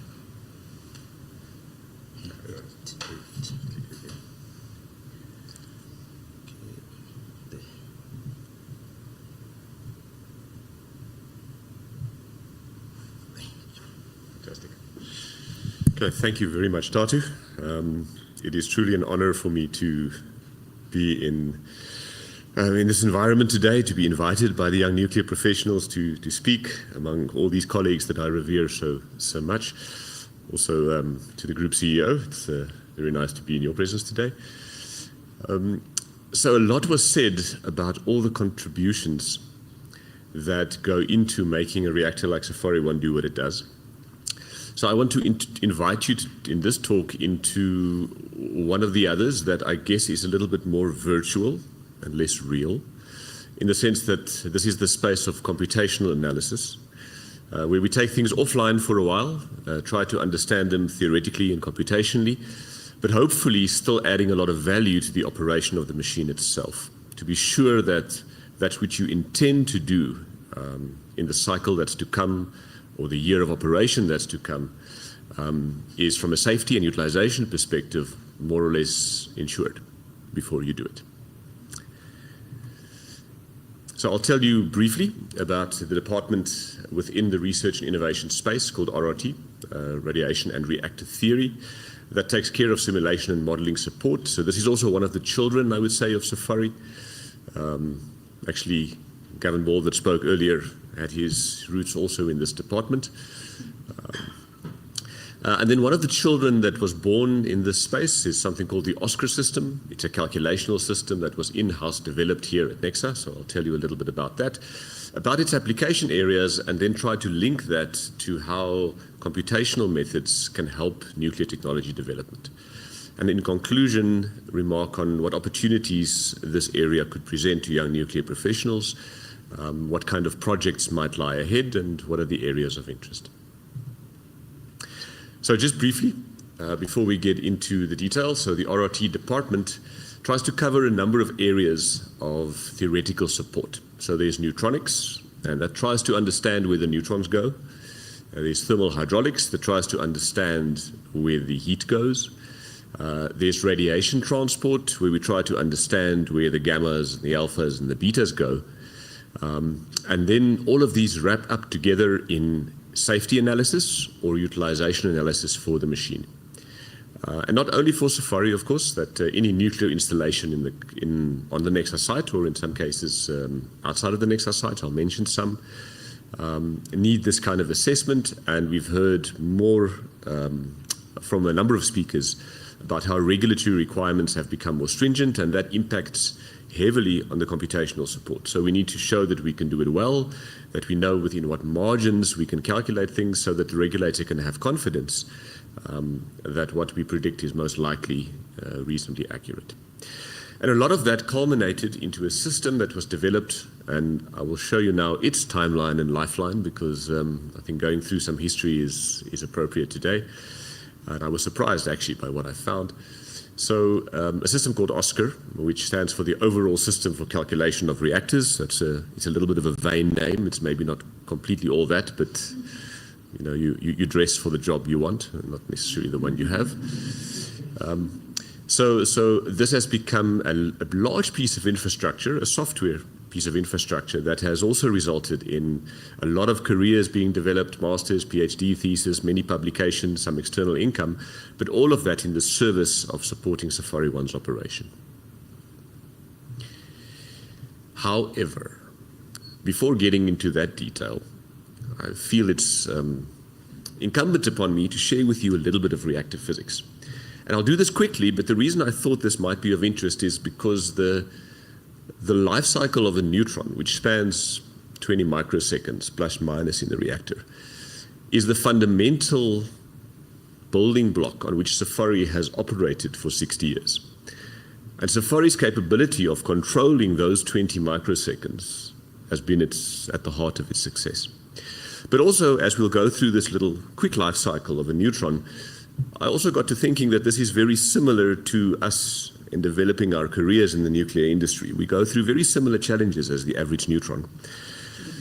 So let's say there's 1,000 young nuclear professionals, or sorry, 1,000 neutrons that enter into the system. And let's see what they undergo. So this is real reactor physics. I'm not wasting your time. So firstly, when they're born, they're extremely energetic, right? They have a lot of strength and they tackle challenges with everything that's inside them.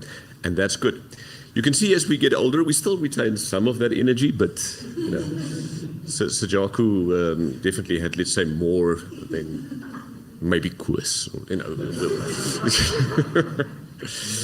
Okay, so with a lot of energy, they're born at a couple of mega electron volts.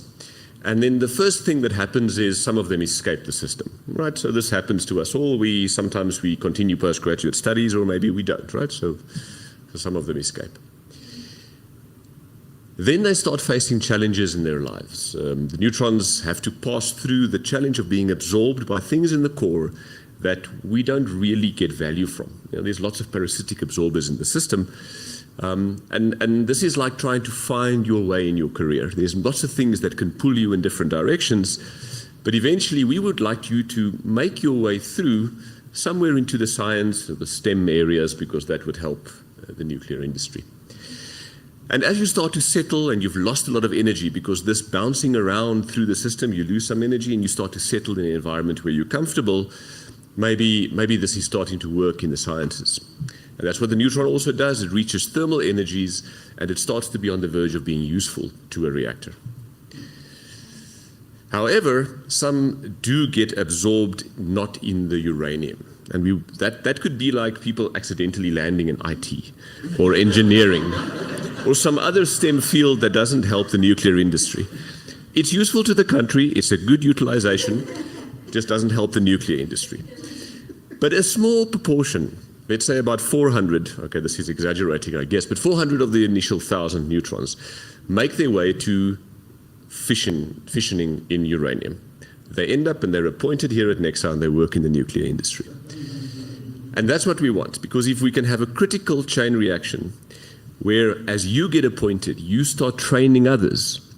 And that's one of the most amazing little numbers, is that the average woman on Earth, I understand, has 2.4 children. This is apparently more or less the average.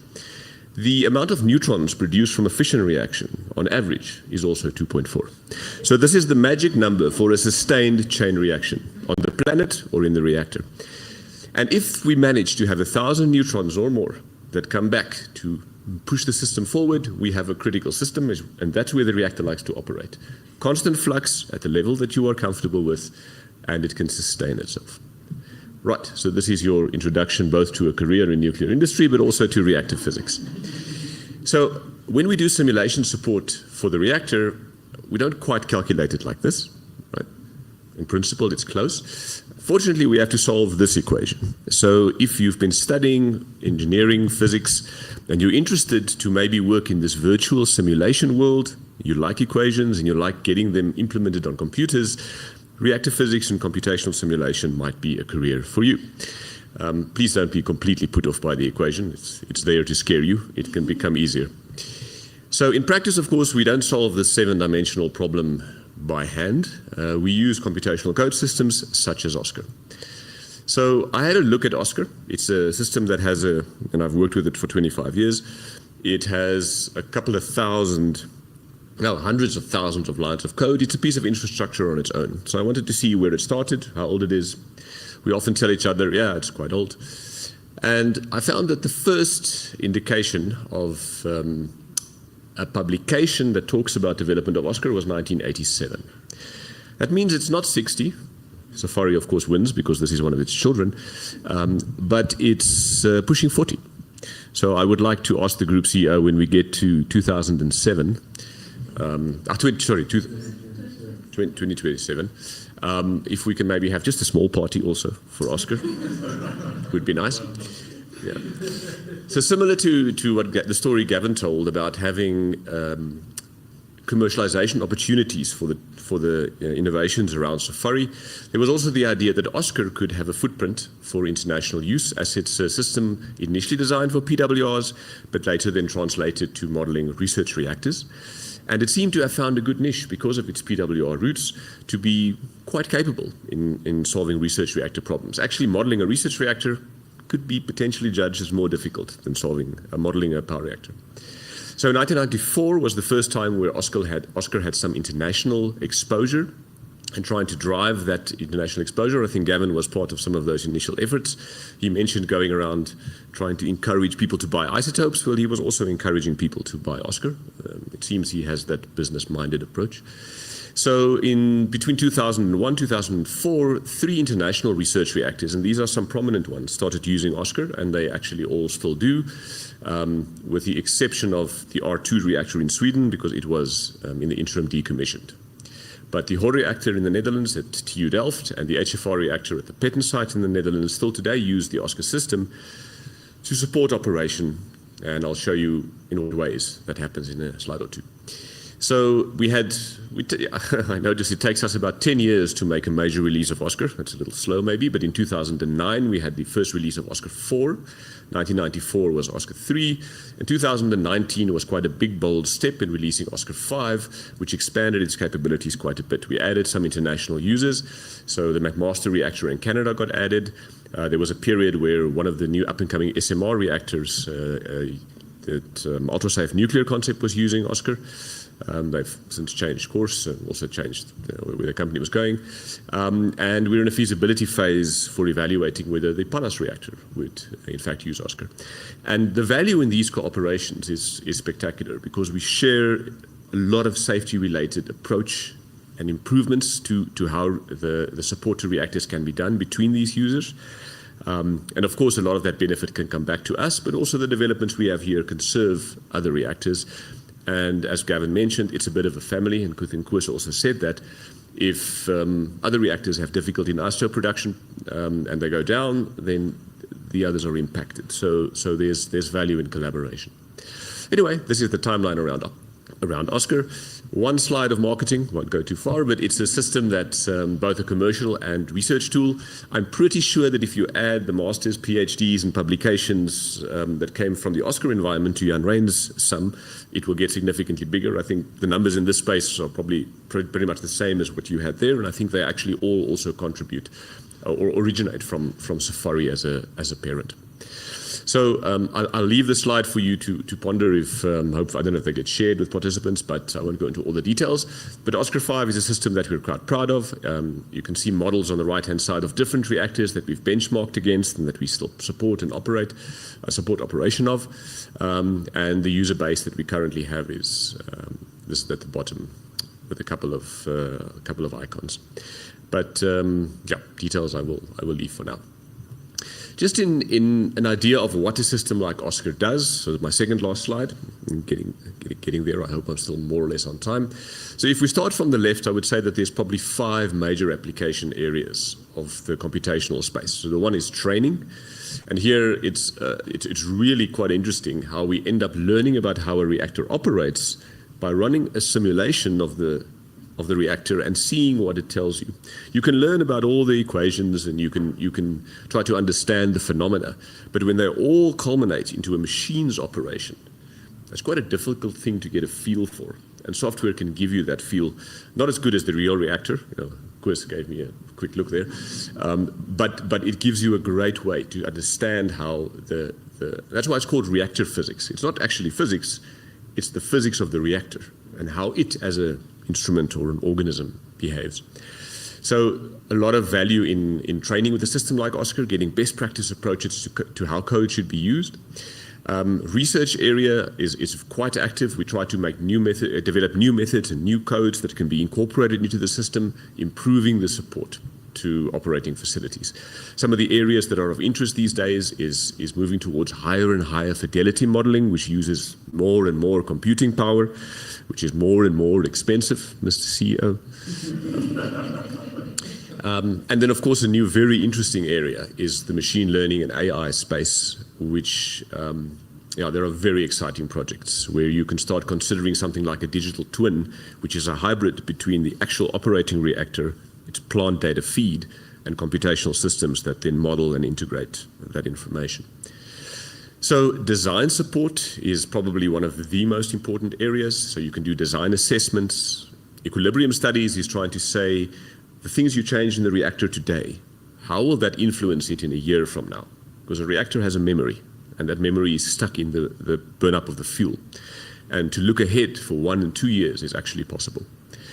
Then safety is probably the most important area, and there it's the contribution to the whole safety analysis of the reactor, the operating technical specification definition, and areas of interest in that space is multi-physics modeling. It's a buzzword that nobody actually knows what it means, but essentially you want to bring together neutronics, thermal hydraulics, mechanical models, and try to understand all aspects of how that machine will respond.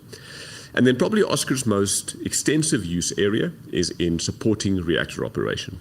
2 areas. The one is before you start a new cycle, you model and predict what will happen. You give information to NTP so that they understand how many isotopes you'll make. Information back to the reactor operations to understand the progression of the cycle that's to come. Then core follow is an interesting space where you get the plant data from the machine and you try to see whether or not your predictions actually turned out to be true. And this is important for verification and validation. I might mention one more area on the right-hand side. You'll see a little picture of optimization. And this is an area around machine learning. So you ask the system questions like, what is the best way I can load the core to get ideal isotope production capabilities, make the beamlines happy? I mean, this war that's brewing between Gavin and Jan Rein in this previous presentations between commercial and research, if you apply optimization techniques, you can keep them both happy, in principle. Of course, and you can keep Koos happy, give him a long cycle. So trying to see how these areas influence active projects and this is where I want to pause just a moment, it's my last slide, because this lists some opportunities for young researchers and young nuclear professionals to get involved in various areas of the reactor computational angle or arena. So in the training space, we have a lot of engagement with various universities. As Jan Rein was also indicated as an associate professor at Northwest. And so we have a number of people that have these strong links, and this makes a very powerful link to research programs. So if there's a chance to study at one of these universities, there's a likelihood that there would be projects developed that serve Necsa, but also serve the university's research requirements. And this is a very nice workforce multiplier. The IAEA has many training programs and various international benchmarks. The amount of information that you get from participating with international experts on topics of interest, it's difficult to put a number on that value. So in our space, we have a number of postgraduate programs running and for research. There are postdoc projects available. They get advertised from time to time, so watch these spaces. The areas of novelty, I would say, is AI, automation, multiphysics, best estimate plus uncertainty, and digital twinning. So if any of these things sound interesting to you, go have a read and then get in contact and we can talk. There are, at present even, new researcher positions advertised in the RRT space. I think they close on Friday, so if somebody is interested, go have a look. We'd be very happy to have a chat with you. In the design space, of course, there's continual design improvements for SAFARI, but there's also a lot of exciting work around the new multi-purpose reactor. Vendors might come or will come forward at some point in the next year or so with proposed designs, and assessing those designs and trying to understand what would fit our user requirement specifications best would be a very exciting piece of work that's to come. Of course, there are programs outside research reactor space, SMRs or small modular reactors, and extending the capabilities of Oscar to light water reactors and supporting operation of Kuiberg. All of these are ongoing projects. From a safety perspective, licensing is, dare I say, also an exciting area. I know it sometimes gets a little bit of a bad knock, but there's fantastic work to be done in trying to bring better methods to the table so that you can drop the margins and get the facility to operate at higher levels. And then from operation perspective, of course, the major focus is SAFARI-1 cycle design, long-term operation, and NTP production support. So these are the areas of large ongoing projects that the Oscar system, but also the whole computational area, is trying to serve and support as a child of SAFARI-1. So if any of these are interesting to you, please do get in contact with us. There is a real need for growth in this space, as there are in any of the spaces that the previous speakers have mentioned, and I believe that we are on a growth trajectory. Okay, that is my story. Thank you.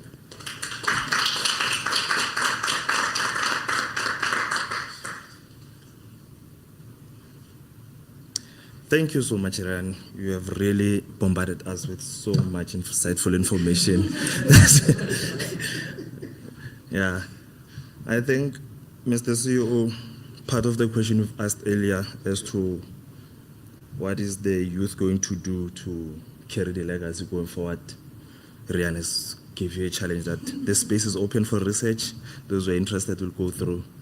And I believe as the youth of this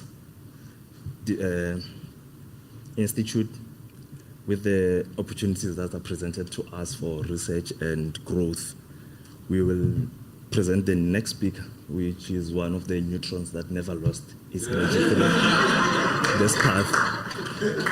Our next speaker is a product of Necsa, Dr. Lesego Moloko, who recently obtained his PhD from the University of North Carolina.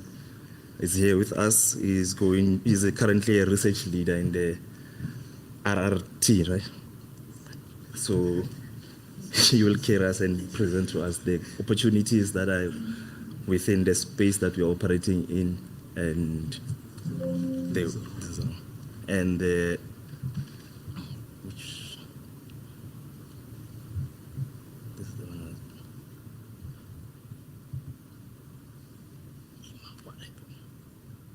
This is not the right one. Apologies. I think normally this happens with the last speakers. They go through the glitches. Sabotage, yeah. I thought they only sabotage women. It's not you alone. Yeah, it was nothing personal. The date is wrong. The date is wrong. This is the correct one. Dr. Moloko, over to you, sir. Good afternoon, everyone, and thanks to SAYNPS for the invitation. I don't know what to say after all these great speakers that came before me, but I'm really honored to be, for the invite, and I'm not yet used to, to this, doctor title. I don't know if I'll ever get used to that, but I think I'll get away from that, because in industry we don't normally talk. We don't use the titles. We just use names. But in academia space, that's where I mostly struggle, because now you have to refer to people with their title, prof, and prof this, prof that. I was given actually a challenge by SAYNPS to present this, Supporting Future Talents, a Necsa personnel journey.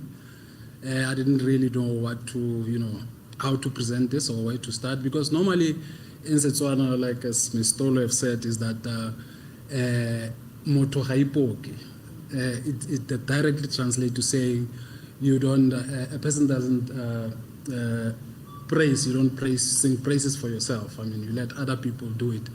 But now I was tasked to look at this, an insight into career development, opportunity and mentorship within the industry, in particular within the nuclear industry, and use my personal journey as an example as I was going through since I joined Necsa to date. I do not really have an outline as such, but I'll try to touch on some very important point when it comes to career development and mentorship in nuclear engineering. I mean, this is important in any other industry, not only in nuclear engineering, but I'm talking nuclear engineering because that's my field of specialization. And this career development and mentorship is very important in really driving innovation, specifically for talent development and talent management. And then fields such as, the STEM fields, science, technology, engineering, and maths are very important and very critical for technology and economic progress. And we recently have experienced, or not just recently, we continually experience talent gaps in this field, which really underscores the needs to identify and nurture, talent and young professionals, as this is this webinar is all about that.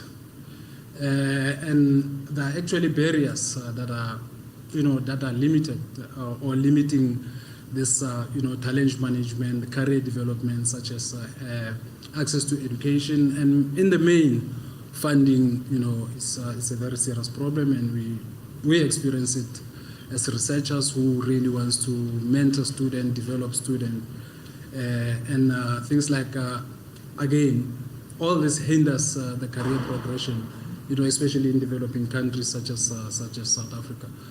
So what I think is that when it comes to mentorship, mentorship is is a catalyst for growth. Without mentorship, really, we cannot do any, or you cannot foster any knowledge transfer, innovation, or leadership in the nuclear industry. We've had challenges, and then we actually seeing that, we're really seeing that in Necsa, that without knowledge transfer, we suffer. We suffer a lot in terms of retaining skills and expertise that are really needed. We are experiencing that. And I was actually reading one of the articles that says that organizations that invest in mentorship see improved talent retention, career mobility, and innovation. Because when you have the right mentors, when you really have people that invite you to their table, that takes you through the journey, you feel welcome, you feel needed. But when you do not have people like that, you really feel rejected, especially when you're still young, you start in your career in a group or in a company. When you don't have people to look up to, then it can become a challenge. And what happens then, you end up feeling like you're rejected, and you might even end up leaving. So Necsa has played a significant role in shaping future talent. I'm kind of an example of that, if I may say. And there were very good programs way back that Jan Ryan used to be involved, Rian used to be involved in that, from the Northwest University, the CAS program. The CAS program has really produced a lot of skilled and talented individuals who are contributing in various aspects of the industry. Also, the Northwest Nuclear Engineering Project that came as a result of PBMR. So there was a program, and there was a reason really to invest in nuclear at that point in time. And I hope with the MPR and the Horizon, we'll again get to revive this and get to invest in this opportunity. So really, by enhancing training opportunity, is through industry and academia collaboration, we can really make sure that we contribute towards, and we play a role as Necsa towards career development and mentorship. And here on the pictures there is just to illustrate how the STEM fields connect to each other, and careers thereof that are in this field. Here, just to say a few words on the nuclear industry need for talent. Of course, we do need talent, but there are a couple of a lot of factors that and challenges that we face with. Of course, like aging workforce. I don't know, Rian, aging workforce, where it falls within the efficient reaction reaction chain. It's the neutrons that have done their job and they're exiting the system. I don't know if it's like that. And we really facing challenges in STEM deficiency, where we, especially in developing countries where we have limited access to, nuclear education and training. But when it comes to demand and supply, this is kind of, it goes both ways in that you cannot really, as university cannot develop skills for something that is not there. I mean, we have the nuclear industry that is very stagnant and it's not really growing now. That contributes to, lack of growth and the decline in numbers that you see there. That graph over there was actually taken from, is a nuclear engineering degree, BSc, Masters and PhD. That is in United States, and the picture is the same across. I mean, globally, it's like more or less the same way. You just actually losing skill, losing number of graduate, or not having much number of graduate in the nuclear industry. But due to the current developments, basically towards clean energy initiatives, you have again nuclear coming back in that space. So you really need need to invest in nuclear engineering graduate. The other thing is that the cost of overlooking talent really can be can lead to missed opportunities. So if we overlook talent, if we don't nurture talent, we'll end up losing the skills that we really need. And in one of the articles they said, I mean, in sub-Saharan Africa, nearly 1/3 of STEM graduates leave their home countries for better opportunities. And we've also experienced this in South Africa. We're not an exception. And as I said again, I mean, Necsa has played a role in fostering nuclear talent. I mean, through mentorship. Although mentorship really used to be visible during that period that I mentioned when the nuclear industry was very active. But the programs are still there, and I believe that Necsa's role now will become more as we embark on other nuclear-related projects. And there's actually a structured career path for nuclear professionals through collaboration between industry, Necsa, and the universities like Northwest, UT, UJ, and so forth and so on.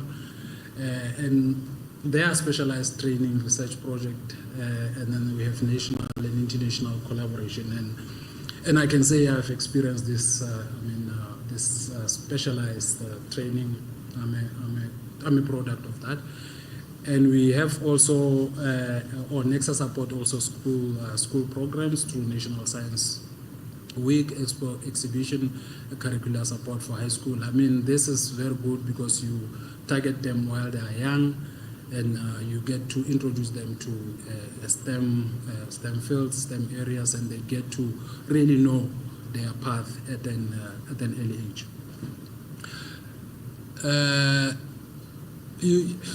There's not very much pretty slide here, but all I wanted to say is that, I mean, Rian has talked to this, the career development path within Necsa, although not in so many ways, but I suppose if you go into the Necsa website, you'll see what Necsa has to offer in terms of various career paths.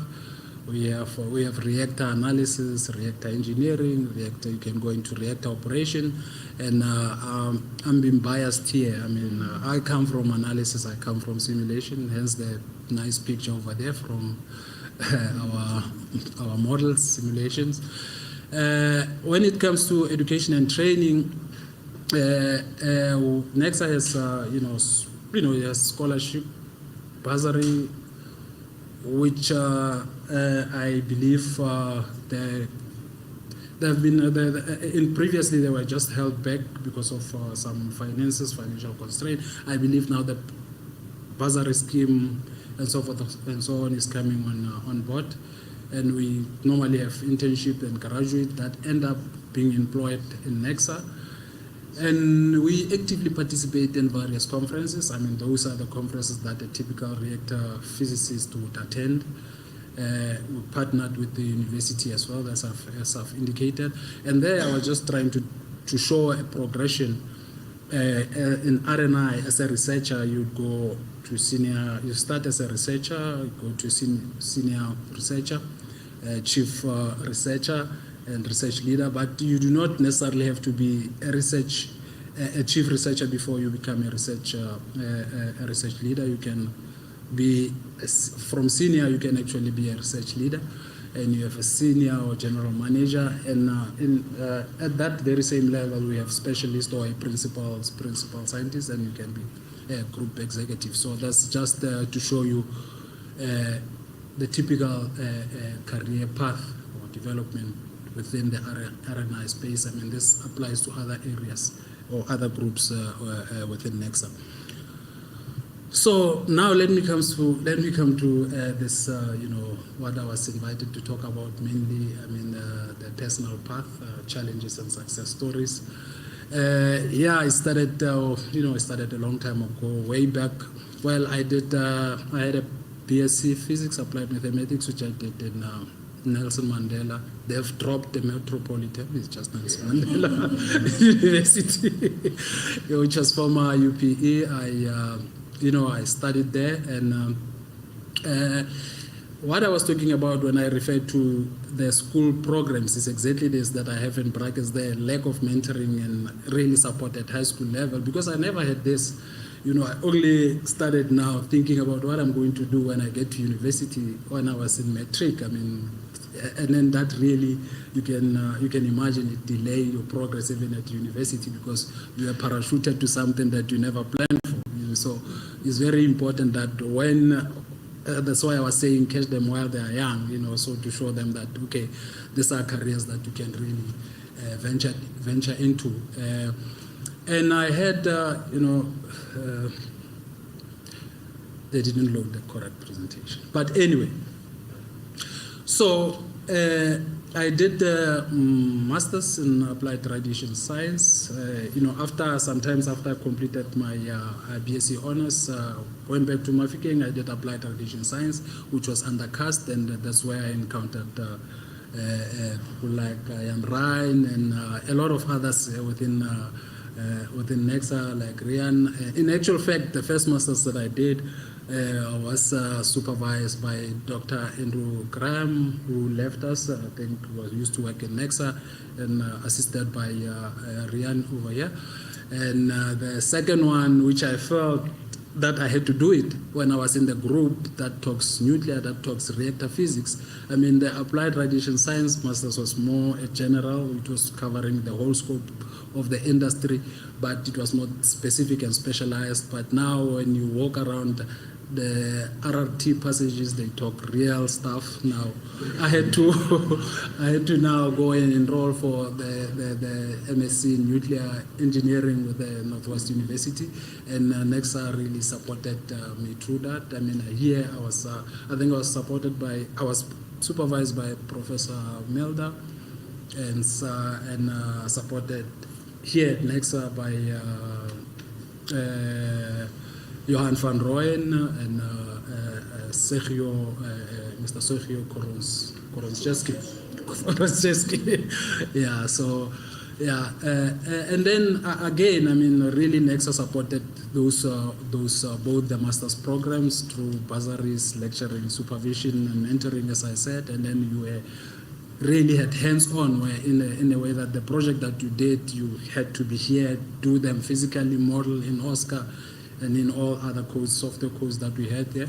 And from there, following that, there was 2 papers that I published at the RRFM conference, this is Research Reactor Conference. And again, there was another one at 2011 conference. And you can see that, but following that, there was a journal article, IEEE Translation of Nuclear Science.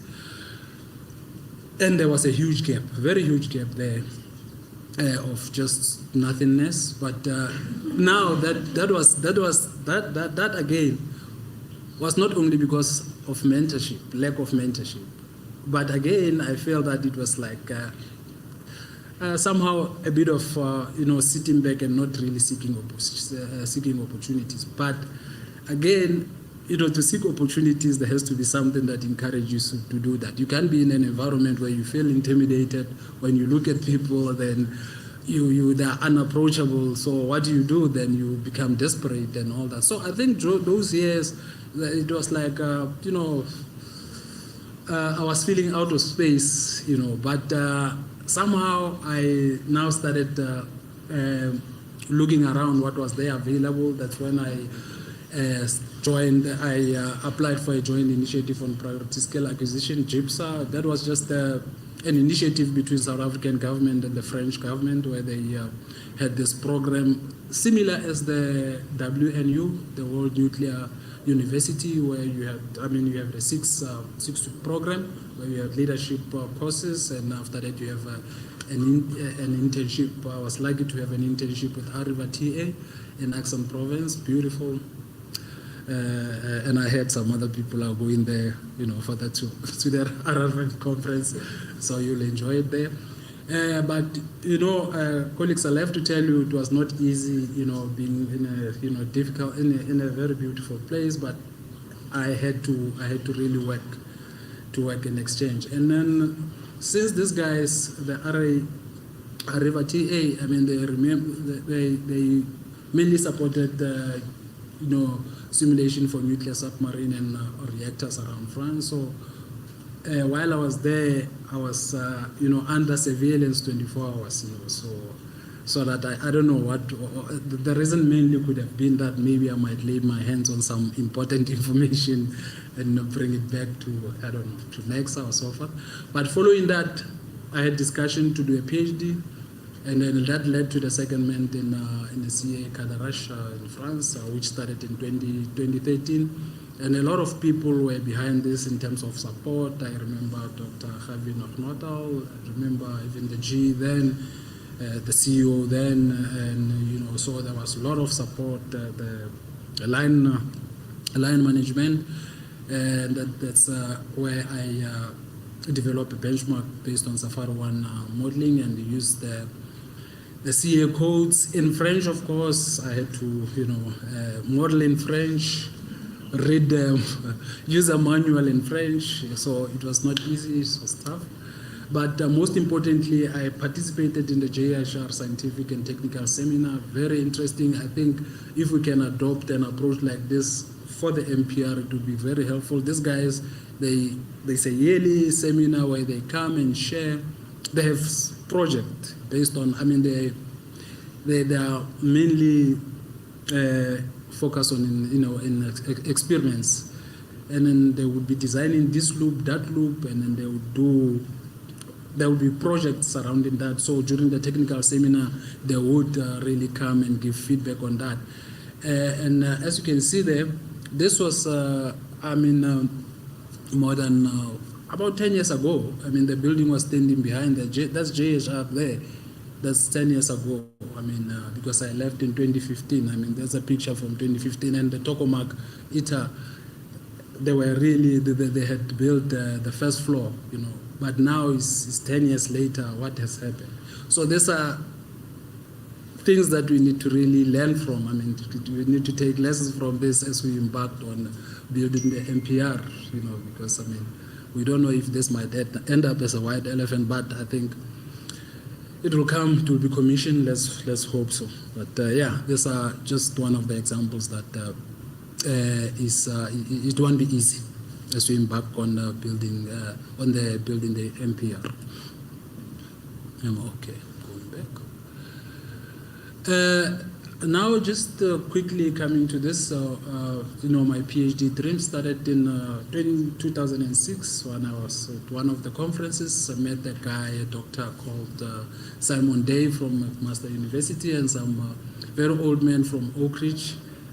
After my presentation, I think they were impressed. They came, spoke to me, saying, "Guy, can you come, please join us, or do a PhD?" But that time it didn't materialize. But during my CA stay, or my secondment at CA, I had two topics there, potential topics for a PhD. Came back, presented them to Necsa. Actually, the first one, I came back saying, "Here's the topic. The French are, they are keen on sponsoring this. They have money to sponsor this. So please do your part, Necsa." But I was, asked difficult question. Was a difficult question that what do you want to do? Do you want to take NTP space now?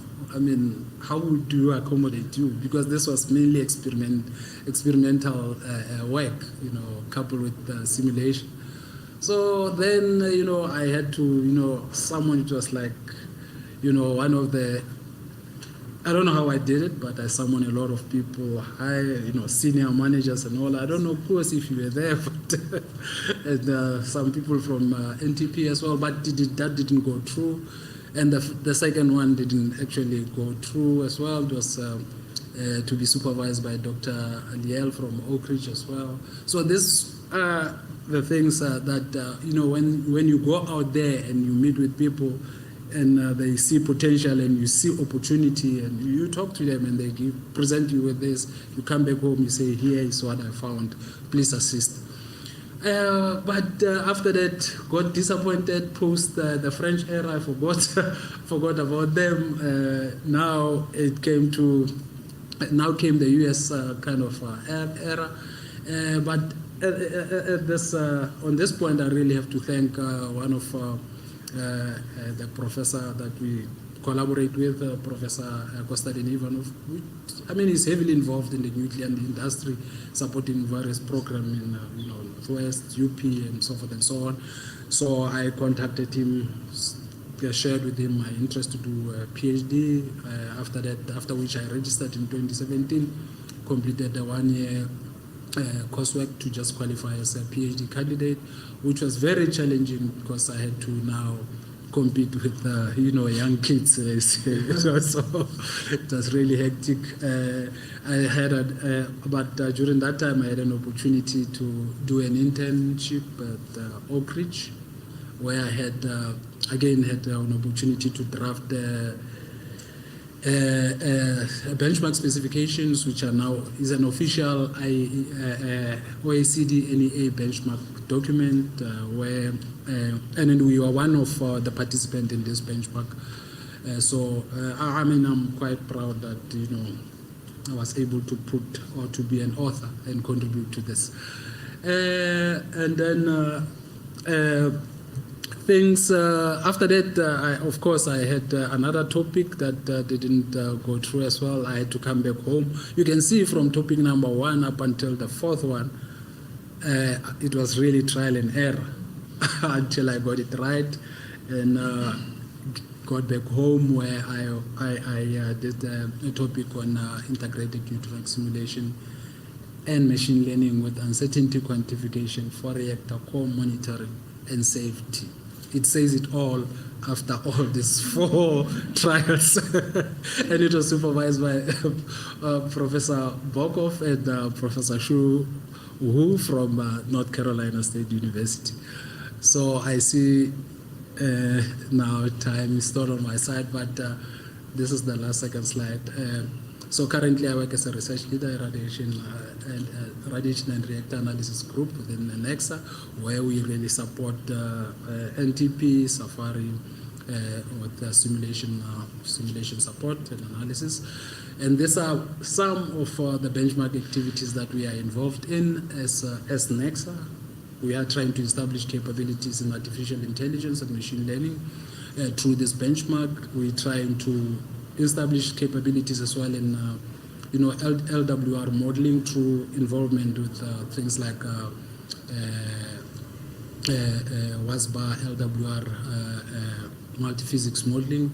Again, we are heavily involved in IACRPs mainly for research reactor modeling. So I don't come close to Jan Ryan. I mean, only 6 peer-reviewed publications during my PhD and several conference and workshop presentations. So, so I wish I had more time, I mean, to share my journey, but I think having said that, this summarizes it all, and it highlights things like that I have here, the way forward and a roadmap for success, that we really have to integrate STEM subject into school curriculum for early, at an early stage, provide financial and infrastructure support. I mean, this is very important that we provide financial means. Normally when we have students wanting to come and do project with us, the first obstacle that we come across is the financial support. So we need to again strengthen mentorship,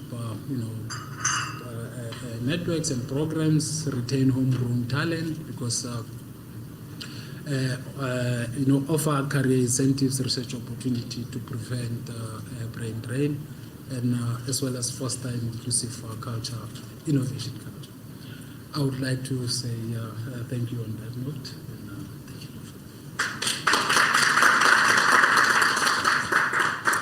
Thank you so much, Dr. Moloko. I think we like to apologize for running over time. We are way over time, and I would also like to thank all the speakers today. We are truly honored to have you here today. Also like to thank the audience. We would like Mrs.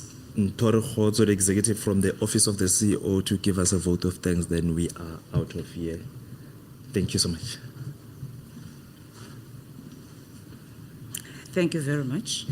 I'm aware of the time. I think on this occasion where we are celebrating solid 6 decades of Safari, SAYNPS, thank you very much for calling us to pause and reflect on this formidable achievement. I think all our speakers today spoke to the true Safari that has given of itself over the years, the impact, the footprint that goes beyond this country. And I think what we are seeing is the link between history and the future coming together seamlessly. We heard today from the GCO, and I think what we took from what you said was about leadership, courage, a strong vision, and audacious goals that have seen Safari being one of the most utilized research reactors in the world today, and with its excellent economic usage that we see. You've spoken about diversity, which is putting us into a space where we see our young professionals today, giving us hope that the future is going to be bright as leaders of tomorrow. From the heart of Safari, Gos and Sejako, you've given us the strong pillars in operational compliance that has made sure that Safari has done everything by the book, and no safety and regulatory requirement was compromised as it grew and changed in its mandate. Sejako also confirmed that it's not just a historical thing which was done in the beginning, but that culture continues. And she took us back from inception, the days of Atomic Energy Board in the 40s, and we could see the parallels in terms of how Safari has actually moved as the political and social and economic context changed over time. And I think the world firsts cannot be mentioned. There are too many that we've seen from Safari. Gavin, you've given us a glimpse into how Safari has contributed to translating research into commercial products that have enabled industry, growing molecules that have made sure that we can apply them in terms of medical applications, from moly to lutetium.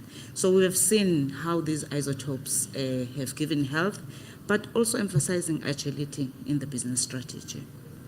Thank you. And from the brains, I call them the clever kids of Necsa, our world-renowned scientists who support the business through the work that they do. And they give so much of themselves in terms of also teaching at various institutions, but they are also the face that makes sure that in these collaborations, both locally and internationally, the name of Necsa remains. And we are seeing that that collaboration is going to be even stronger come the MPR, because that is the history that Necsa has actually steeped itself in. And I think with your slide, the Prof. Rian, where you're showing how 20 microseconds have sustained 60 years, all of us wanted to clip it because it drew parallels in terms of how you can build a career in this industry. So, Dr. Lesego, thank you. Wow, product of Necsa, and it's good. We are happy that we've retained you. And I think from you, you've spoken about being deliberate in terms of developing talent, but also retaining it to make sure.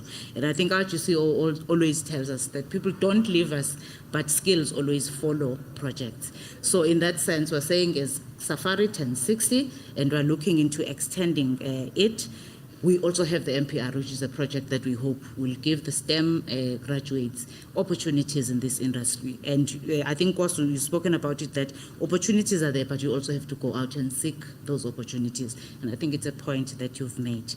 And lastly, I'd like to thank our moderators, Reboni and also Tado. Thank you so much for ensuring that this exciting session is beamed widely to our media team and communication team. Thank you also to the audience of this webinar and for the well wishes that we've seen on the platform. And I say to you, Chairperson, thank you so much for your vision in putting this together. It has made sure that we pause in the right direction. Thank you very much.